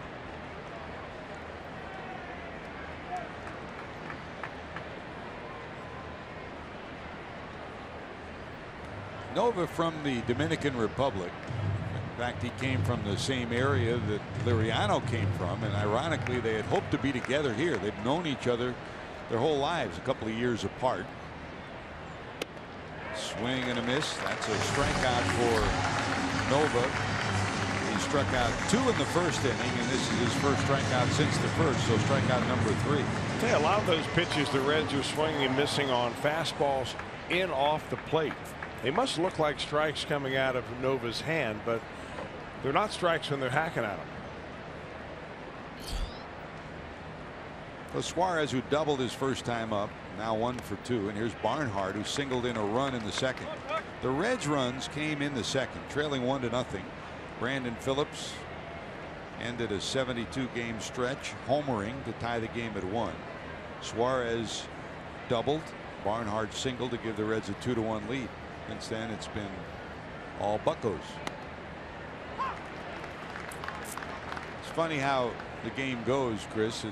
Liriano now 32 and Nova 29. Liriano called Nova as soon as the deal was made and Nova was coming to Pittsburgh. There's a swing and a miss, and quickly 2 straight strikeouts, number 4 on the night for Nova. And Liriano gave Nova a complete rundown of the Pirates and the pitching staff, how things unfold. And then later that day, just prior to the trading deadline, Liriano himself was traded to Toronto. So they never did get to be teammates here in Pittsburgh. He did leave him a note in the locker, and he ended up with his locker.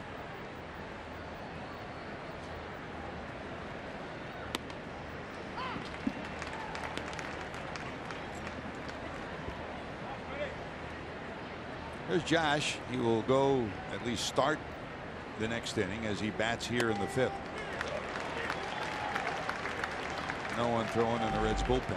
Well, they had, I think, Kivas Sampson up throwing, and he has now been told to sit down since Smith has come to the plate. Strikeouts number 3, 4, and 5 for Nova. 1, 2, 3 go the Reds in the 5th. To the bottom of 5, Jaso will lead it off.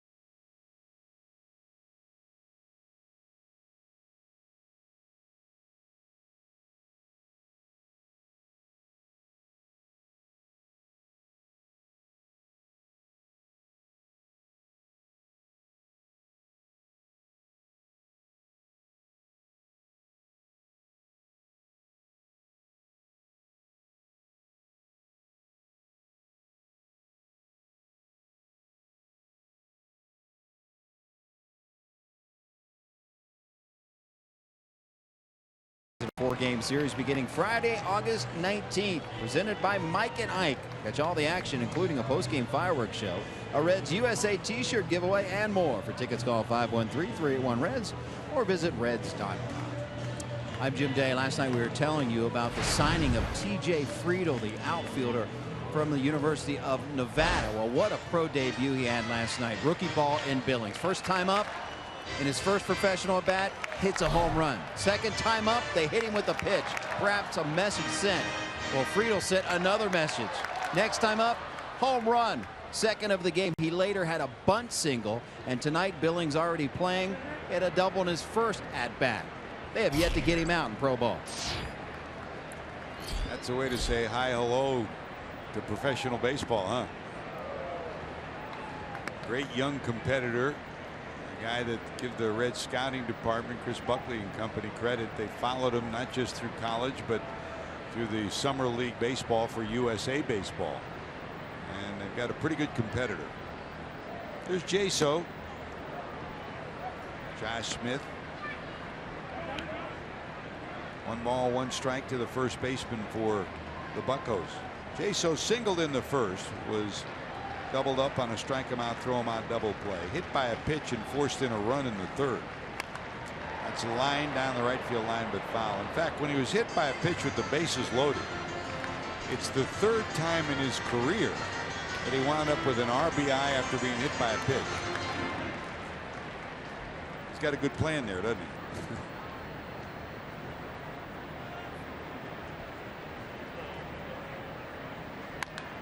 Hit hard. Tricky hop, but Phillips handles it. 1 away.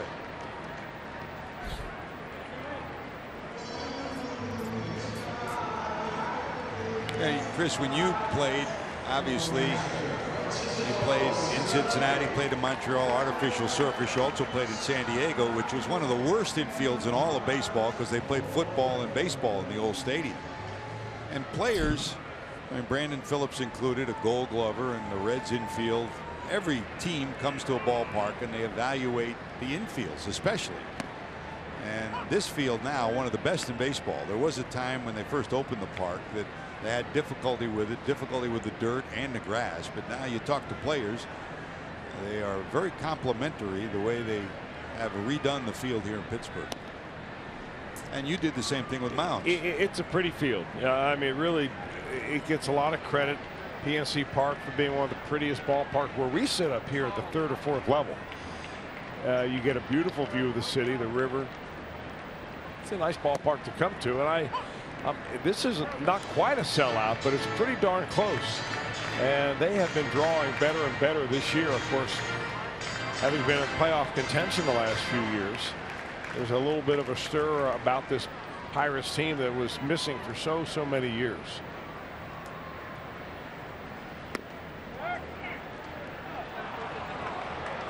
Is that a strike? Yes, it is. Cervelli said no. Well, Cervelli punched out on a strikeout. That is strikeout number 2 for Josh Smith.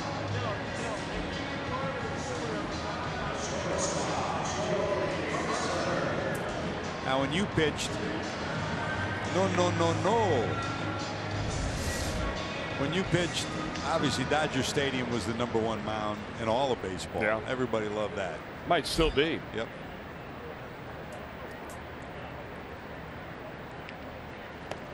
But you know, so many of the mounds now, they really do inspect them. They're much more consistent now than they've ever been before. The fields are in way better shape. There aren't all that many ballparks that are hosting tractor pulls and football games and, you know, all sorts of other things, concerts when the team goes out of town.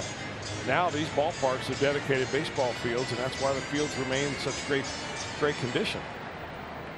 I always love to watch the reaction of people who come down to watch batting practice for the first time, and they get on a major league field and they go down and they feel the grass. Yeah. And they can't believe how beautiful and uniform it is. I mean, we're a golf course, we'll have a little contour everywhere. The greens are curved and so on, but the baseball field perfectly flat. 1 ball, 2 strikes to Jordy Mercer, singled and flied out, 1 for 2. Cozart scoops, fires, and gets his counterpart. So 1-2-3 for Josh Smith. He settled down in the 5th. Can the Reds put something on the board? Top of the order, Hamilton due up.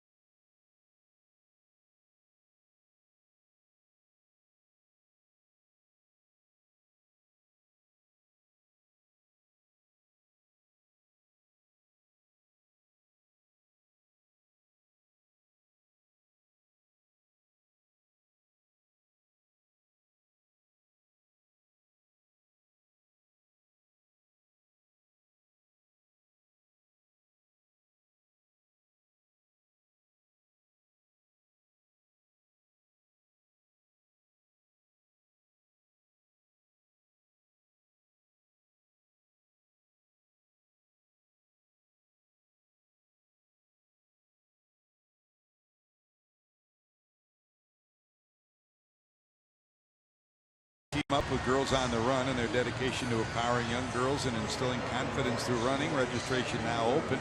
Learn more about how you can get involved this fall and visit foxsportssupports.com. So far so good for Ivan Nova in his first start as a Pirate. For his career, a 53-39 record, an ERA of about 4.5. In his years with the Yankees, he fared well in interleague play against the National League. He was 8-3 in an ERA of under 2.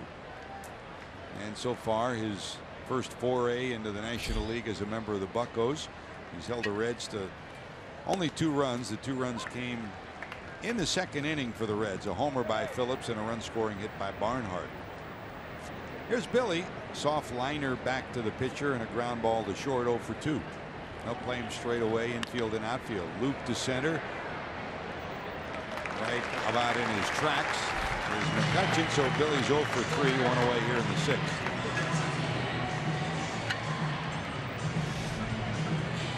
Well, we were wondering what happened to JD after he got that pierogi. There he is. JD's pretty good, huh? Not bad for a rental. How's he going to experience that? Did you ever ride one of those? Oh, sure. Not like that. Not like that, though. At least not intentionally like that. Here's Cozart, 13-game hitting streak on the line, a strikeout and robbed of a hit on a nice play by the third baseman Freeze. Reds have only 4 hits. Double by Votto in the first, the homer by Phillips, the double by Suarez, and the single by Barnhart. Since the single by Barnhart in the 3rd, the Reds do not have a hit or a base runner.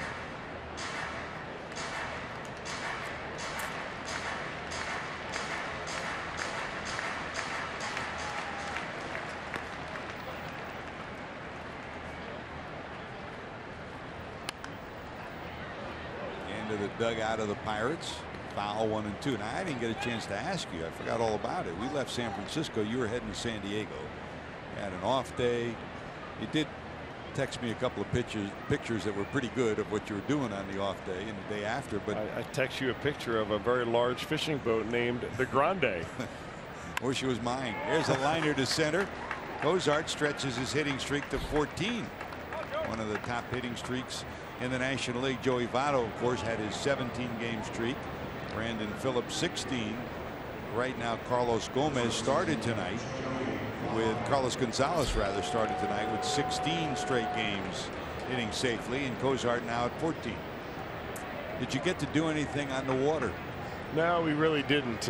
We looked at the water, and we bicycled around and had a great time.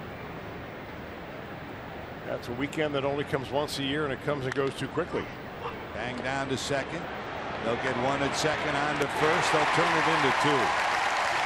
Votto bangs into a 4-6-3 double play, and the Reds base runner is erased. It's Three Rivers Regatta week in Pittsburgh, and they're having fun on the river tonight.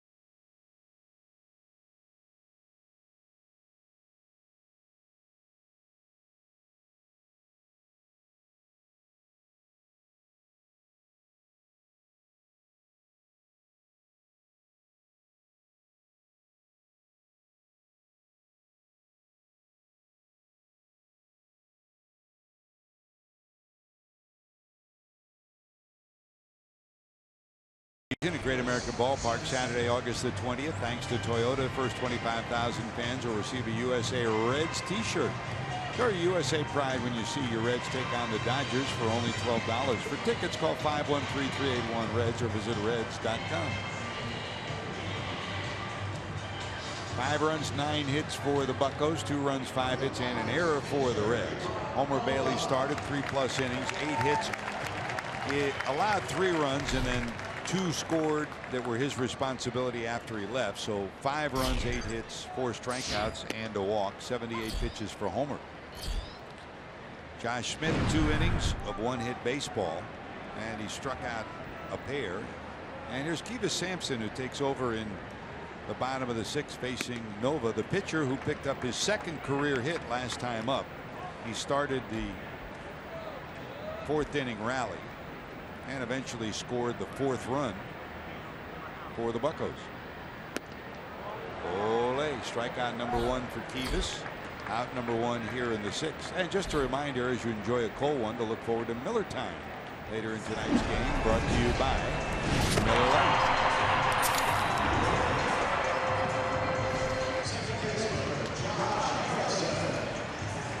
Chris, we talked about Josh Smith and how far he has come in the last year after being one of those numerous pitchers that came up for a cup of coffee last year.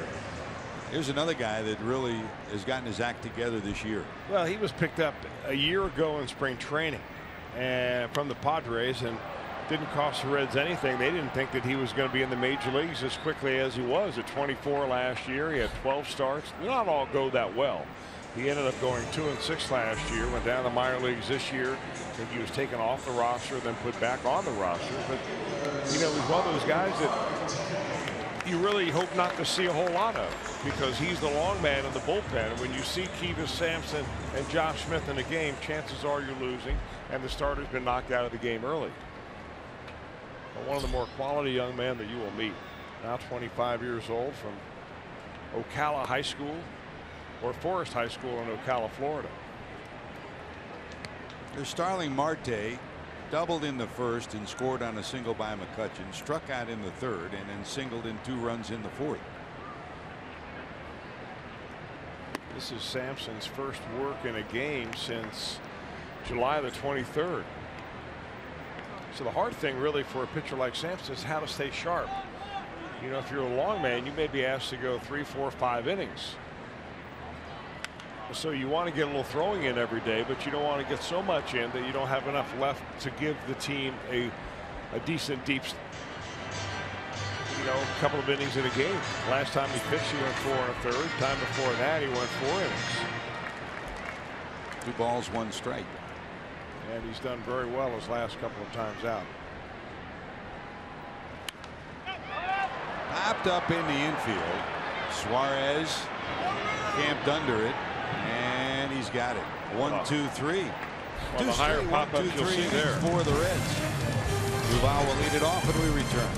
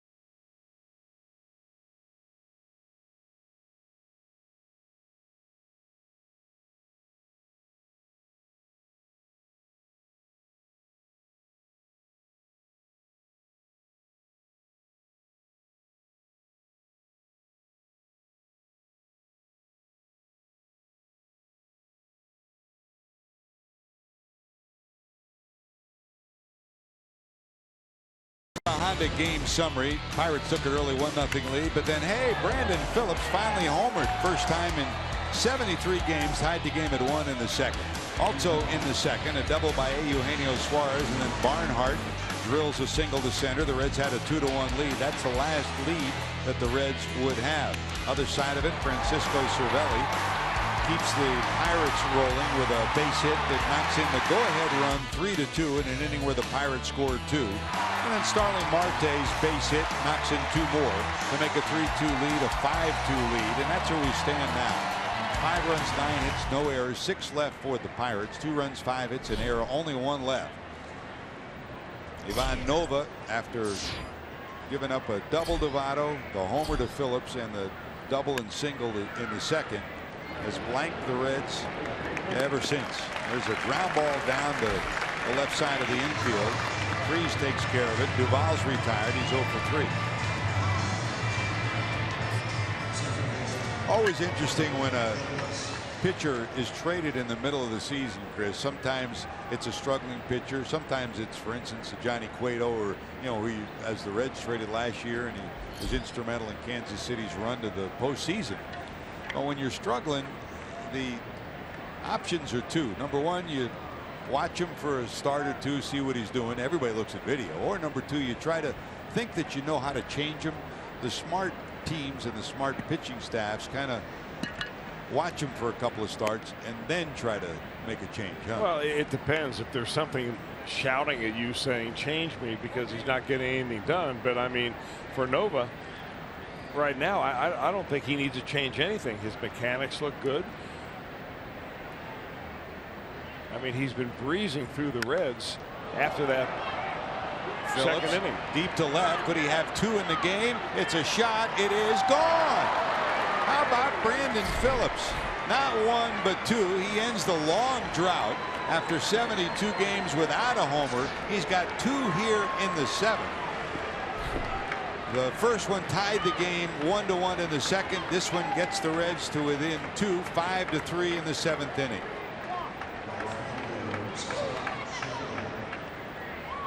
Well, he goes up early in the count, and Nova's been pitching the Reds right-handers inside, and he leaves that pitch up there where Brandon Phillips can get the fat part of the bat on. This makes it a 2-run game. This is a close ball game.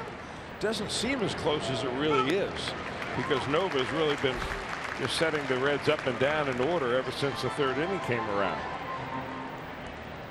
Multi-homer game for Brandon. Schebler, first pitch swinging, bounces out for the 2nd out of the inning. And here comes Suarez. Well, the power surge back for Brandon. And the Reds are within 2.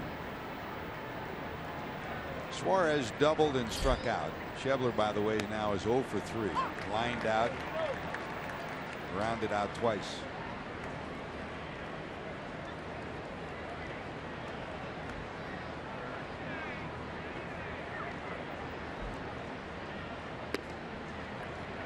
Back to Nova. I guess anybody that leaves the American League East, where you've got to pitch against first the American League with a designated hitter, and secondly in that hotly contested East, coming to the National League is a bit of a breather.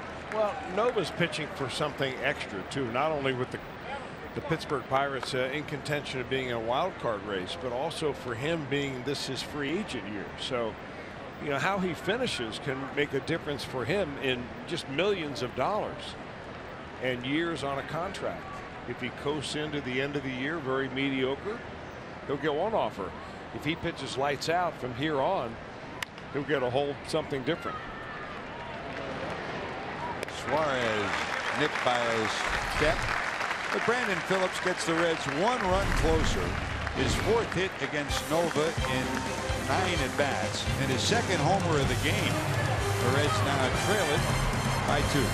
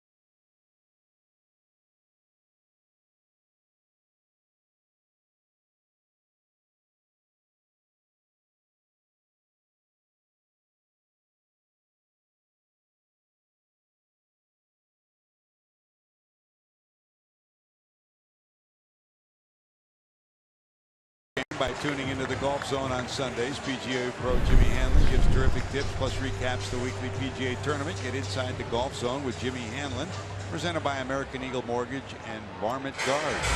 Tomorrow night at 8 on Fox Sports Ohio. Reds get a run closer. It's 5-3. Here's Sampson, who had a 1-2-3-6 going to work in the 7th. Facing Andrew McCutchen. McCutchen singled in a run in the 1st, lined to right, and then walked in the 4th.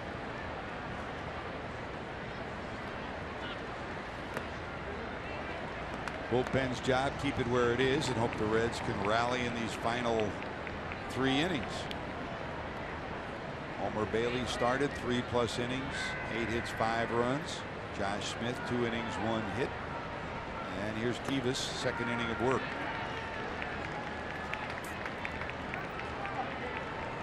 And you mentioned where the Pirates are in Nova. They love to have Nova come up big in the second half of the season, and they need this guy to come up big in the second half. Still basically 2 months of baseball left. They started tonight, 3 games out of the second wild card spot, so still very much alive for postseason hopes and expectations. Well, he looked a lot better last night and tonight than I thought he would based on the reports we had about him. Of course, he sat out, what, 2 or 3 days in a row down in Atlanta when the Pirates were down playing the Braves. Line drive to right, Schebler over. That's the second one of those from McCutchen. He also hit a line drive base hit and then took a walk, 2 walks last night. So, you know, if he's like any other hitter that's in a slump, one of the first indications of you seeing the ball better is driving the ball opposite field. And he's done that very well tonight. He's got 1 hit to show for it, a single to center, but 2 bullets to right field. So, you know, he's feeling better about himself. Here's Joyce, lined out, walked, and struck out into a strike him out, throw him out double play in the 4th.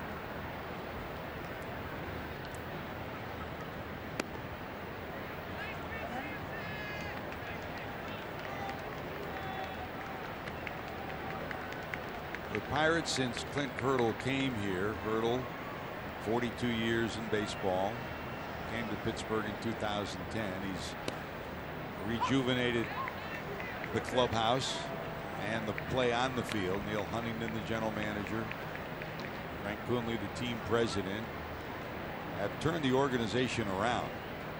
And the good news is they've made it to the postseason.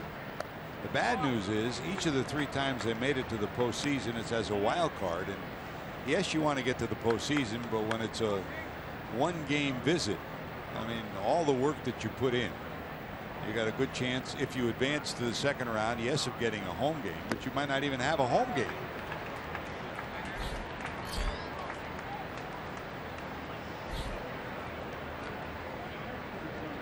Swing and a miss. Joyce retired. Strikeout number 1 for Sampson, 2 away, and here's David Freese, the third baseman. And here comes Gunn, who will be pinch hitting for him. Well, Gunn batting for Freese. Freese 0 for 2 and hit by a pitch. Kind of a roller coaster year for this guy, who was a matinee idol for the Pirates a year ago. Against the Reds, he's been trouble. Boy, last year, time and time again, he came up with big hits against Cincinnati and some pretty good defensive plays, too. He began the year, of course, on the disabled list after knee surgery last year. In fact, it was extensive knee surgery, and they were wondering, would he get back? And little by little, he's getting healthier and stronger. Well, the play in which he injured his knee was one of the reasons why Major League Baseball rewrote the rules on how runners must slide into second base. They call it the Chase Utley rule, but it just as well might have been called the Gunn rule. Swing and a miss, 2 strikeouts, still 5-3 Pirates.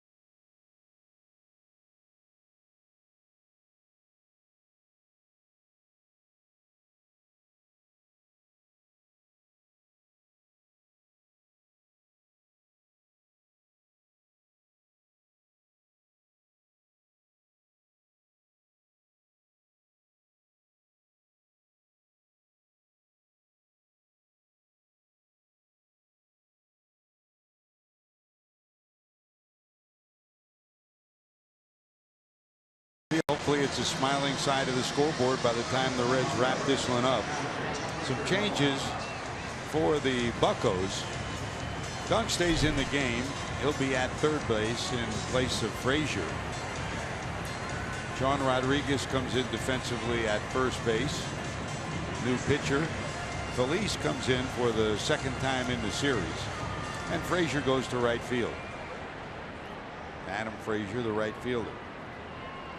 So defensive changes for Clint Hurdle as the Pirates have a lead going to the top of the 8th inning. Phillies will bat in the number 4 position. Rodriguez will bat in the 9 position. And Frazier will bat in the 6th position.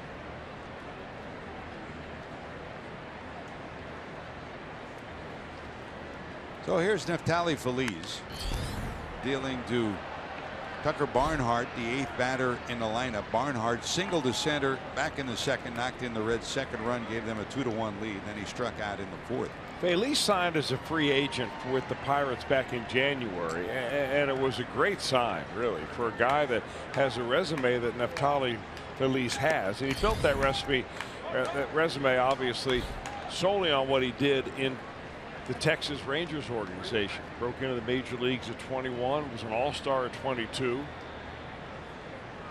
Never was really a closer except the 2010 and 11, and that's when he was that all-star. But he's always had a good earned run average. He's always been a hard thrower.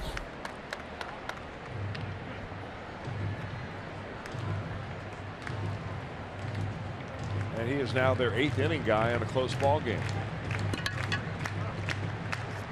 He worked a scoreless 8th inning last night against the Reds, and trying to do the same here in the 8th tonight. Tony Watson, of course, now the closer. There's a fly ball to the left side. Long run Marte. Does he have room? He can't hold on. Long run, and as he hit the warning track, bounced off the heel of his glove. No error charged, but still alive at the plate with a 2-2 count will be Barnhart. Well, he covered some ground just getting to that ball.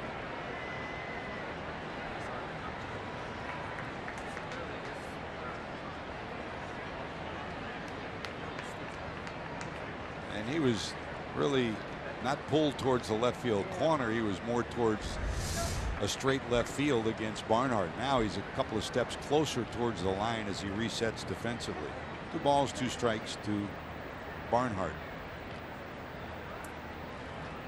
We talked early in the year when we first saw the Pittsburgh Pirates how they made a conscious effort this year to move their outfielders in shallower. They thought that based on all the research that they did going over game by game, inning by inning last year, that they were burned more by balls that were falling in front of the outfielders than those that were hit over their heads. Of course, it becomes a lot easier when you've got the athletic ability of a Marte, a McCutchen, and a Polanco. All right, Polanco not in there now. I guess he's still injured, but they did put Adam Frazier in there to play right field defensively. Yeah, 2 center fielders, and really with Polanco in there, you could say almost 3 center fielders. Polanco, gimpy left shoulder, is available to pinch hit, but still not in the lineup tonight. Good at bat by Barnhart. He hangs in there, works a walk, so the Reds will bring the tying run to the plate in the 8th. I'm not comparing the Reds outfield defensively to the Pirates because I think the Pirates are in a level of their own, but still the Reds outfield configuration the way it is right now. Shevers played a lot of center field. Billy Hamilton can play center, and Duvall is an excellent outfielder. Well, here's Ivan De Jesus, who will pinch hit for Sampson in the 9th spot in the lineup. Ivan trying to keep the Reds rally alive here in the 8th. As a pinch hitter, 4 for 19 on the season. He and Holt have been the most often used pinch hitters for the Reds this year. Billy Hamilton on deck, top of the order. Swing and a miss, strike 1. And if you weren't with us last night, of course, with Feliz in the 8th inning, now Tony Watson is the closer, the left-handed closer, with Mark Melanson having been traded to Washington.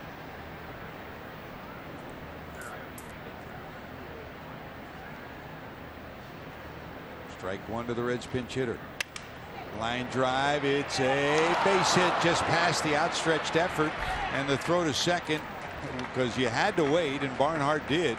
The way Harrison was going out for it, he just missed it by inches.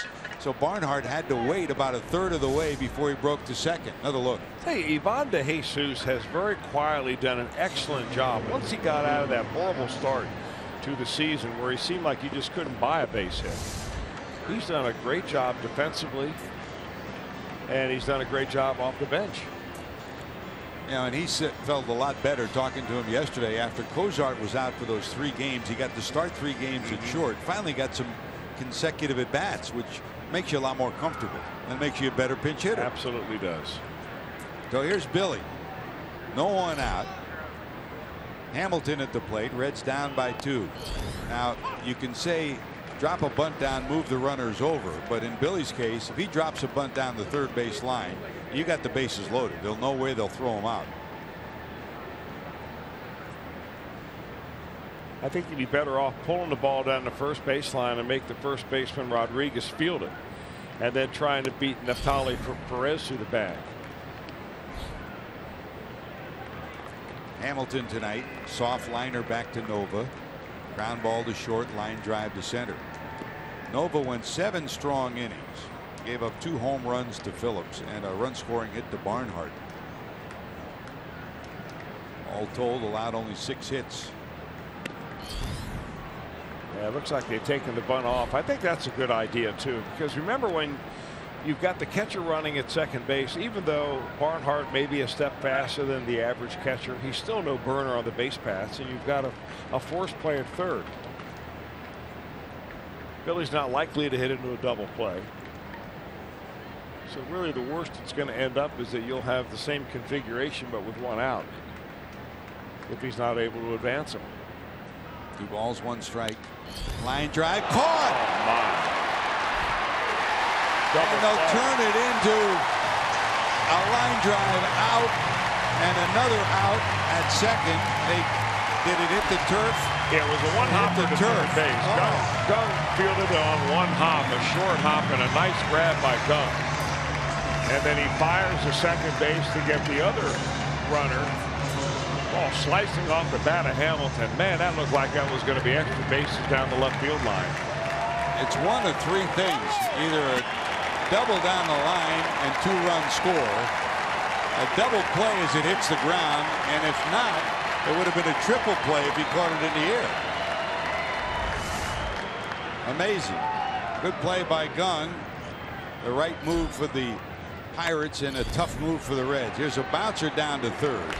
The throw over to first. And just like that, 2 on, nobody out. And in 2 pitches, Phillies gets the benefit of the defense, and the Reds rally a race to the 8th.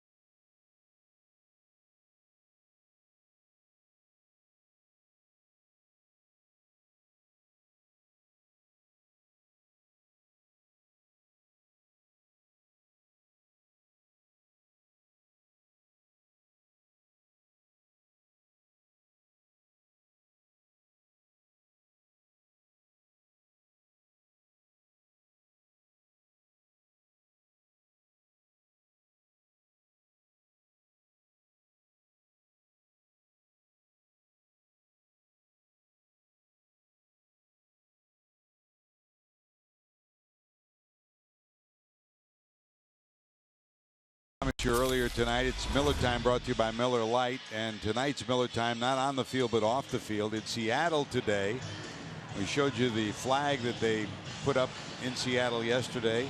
Well, they retired number 24 in the honor of Ken Griffey Jr. making the Hall of Fame. They also announced at the game today that there will be a statue erected outside the ballpark in honor of Ken Griffey Jr. And throughout the organization, they will retire the number 24 in the Seattle organization. So the trifecta for Junior. Congratulations to Junior, to Senior, to the whole family, Chris. Memorable last couple of weeks for Ken Griffey Jr. and the Griffey family. Really, what a great summer overall. What a feeling he must have had, and his dad, going back to Seattle and just having all the fans, you know, remember what the kid was like when he first broke into the major leagues. There's Jumbo Diaz to go to work in the bottom of the 8th, trying to keep it where it is. Reds had something cooking, but a great play by Gung short-circuited the Reds rally. Bailey started 3+ innings, 8 hits, 5 runs. He left with 3 runs scored, and then Josh Smith allowed a single that allowed 2 more to score. Josh 2 innings, 1 hit. Kivas Sampson pitched 2 innings clean and a couple of strikeouts, 3 strikeouts. And here's Jumbo in the 8th. And Chris, you and I remember when we went back, when the Reds went back to Seattle, that was his first trip back. And that was an emotional time. I mean, he was almost in tears. His wife almost in tears. The whole family the same way. It's been that way ever since. There's Frazier up for the first time. He came in the defensive changes last inning. Fine young outfield prospect here.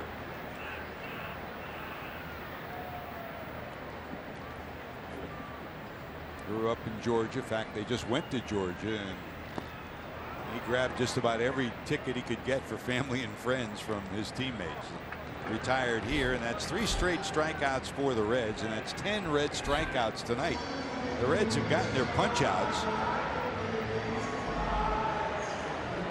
and haven't been able to score enough runs. They trail at 5-3.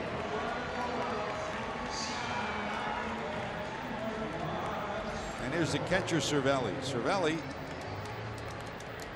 struck out into a strike him out, throw him out double play. Reached on an infield hit that knocked in a run and struck out in the 5th. High fly ball to right center. That's going to stay in the park. Under it is Billy.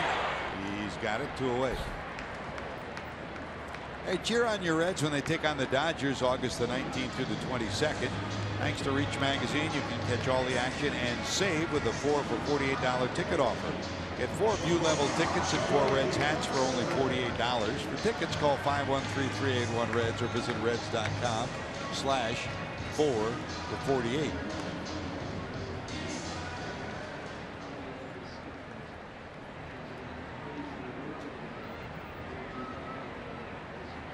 Well, here's Mercer. Jordy tonight singled, flied out, and grounded out.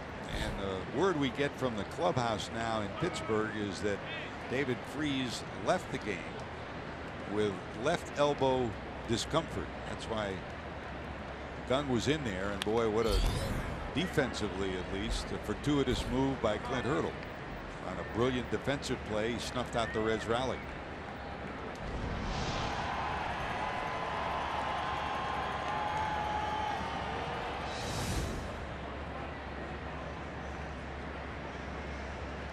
No balls, 2 strikes.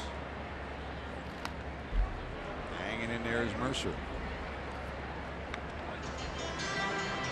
Looking to the 9th. Votto to lead it off. Duvall, Phillips to follow. Reds trailing by 2.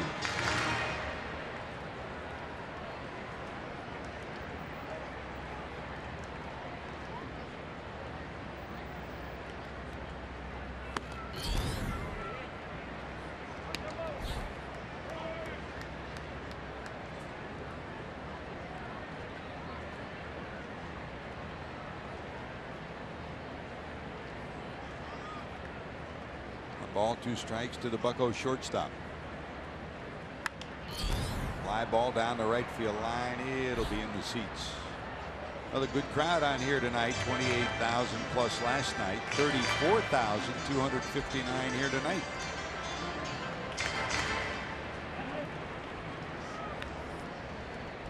They expect another pretty good crowd tomorrow. The Reds will go with Dan Straley, looking for his 7th win against Garrett Cole, looking for his 8th victory. Down to short. Cozart got it. 1-2-3 for Jumbo Diaz in the 8th. Last round up for the Reds. Joey to the bat rack when we return.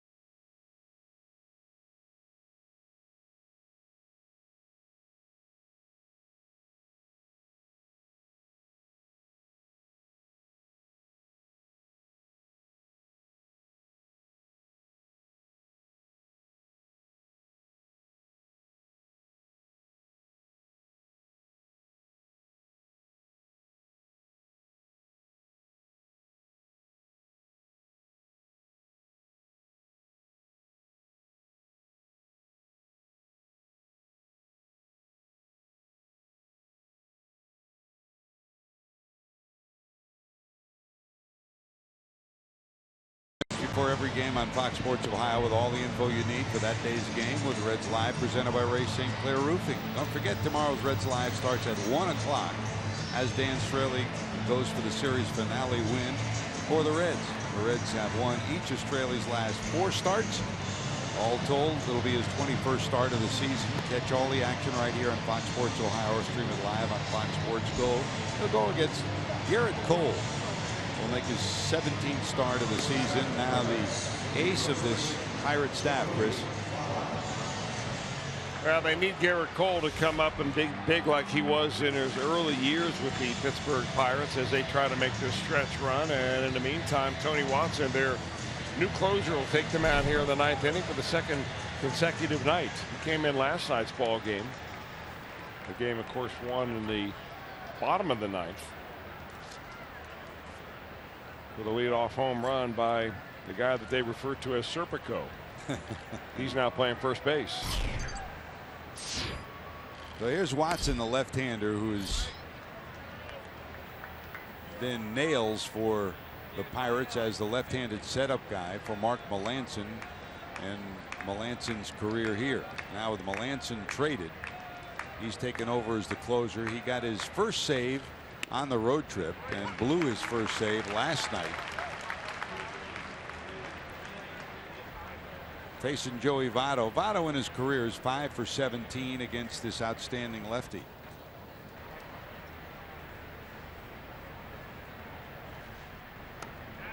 Swing and a miss, and it's 1-2. Last night, Watson came in and walked the first batter he faced, Suarez. Barnhart sacrificed.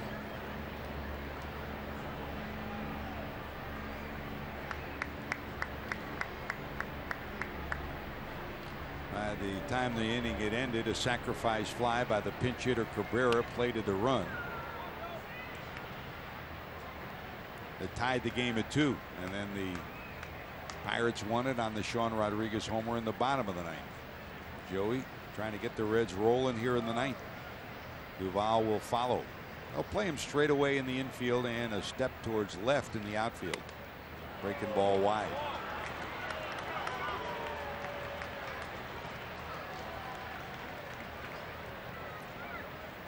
Pirates have 35 saves on the season, only 13 blown saves. The Reds 18 saves and 18 blown saves. Slap foul to the left side and out of play. This Pirate bullpen has been either 3, 4, or 5 in the league all year long, and that's really, Chris, not just this year but almost every year. They've been in the top 3 or 4. This year they're earned run wise they are 5th in the league. The Reds are 15. It's been a bullpen that has had a lot of different names and numbers down there over the last few years. Mixing and matching. 3-2 to Votto. Nub to the right side. And Joey's retired for the first out of the ninth.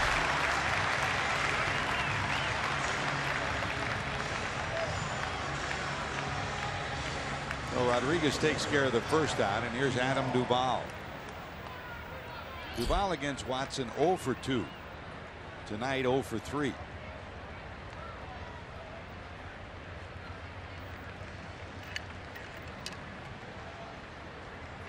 On deck after Duvall is Phillips, who's already homered twice tonight. And Brandon in his career has a homer against Watson, but only 2 for 17, a 118 average.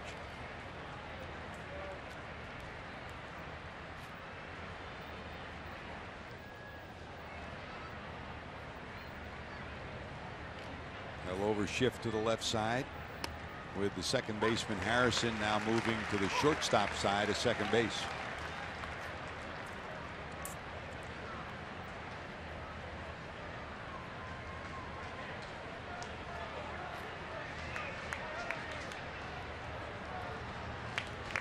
There's the 1-1. That's slap foul to the right side.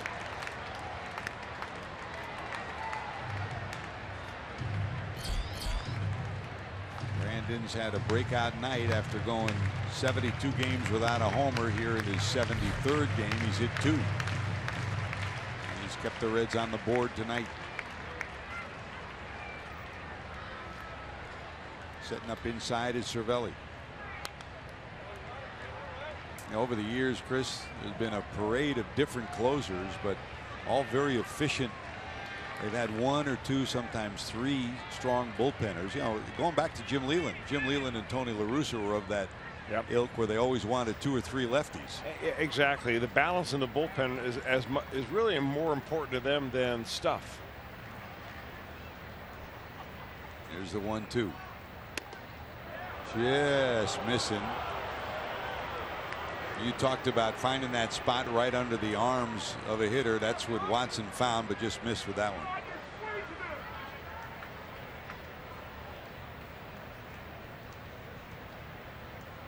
Two balls, 2 strikes.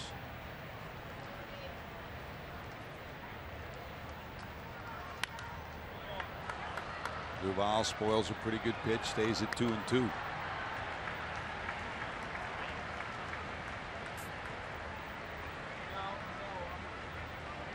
Price saw his team rally in the top of the 9th last night to tie it, hoping they can duplicate that here tonight.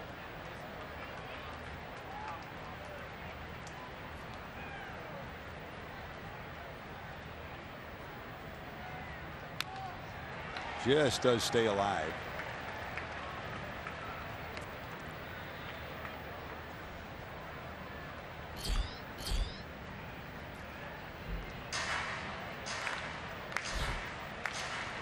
Got the worst of that, fouling it off his foot.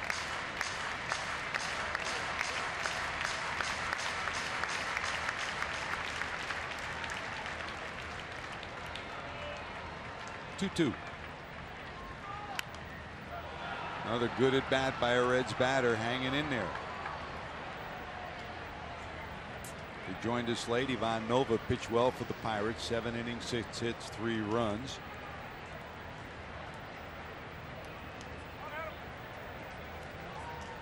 Homer Bailey, 3+ innings, 8 hits, 3 runs allowed, then 2 scored after he left that he was responsible for, so charged with 5 runs. Fly ball into left. Frazier there, and there's 2 away.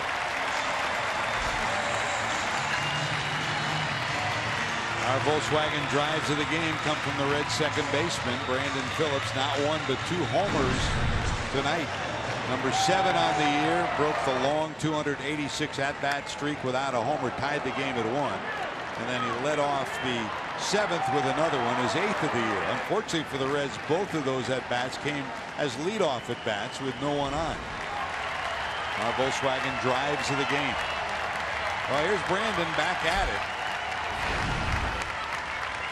2 for 3, the 2 homers. That's strike 1. Well, Mike Williams was the old Pirate reliever that was Slider Machine Williams. Sure one was. after another, and Watson will nip that outside corner as a lefty with a slider too. No balls, 1 strike. And he'll also drop that slider down and into right-handers.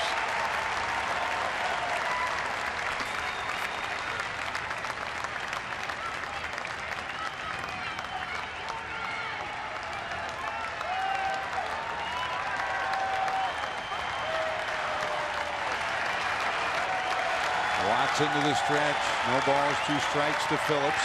Swing and a miss, and that'll do it.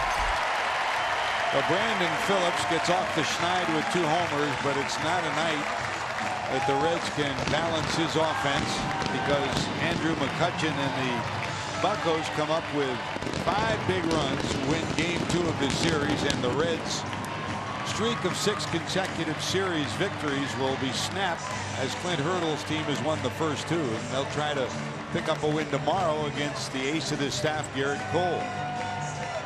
Back with more to talk about after these messages on Fox Sports Ohio.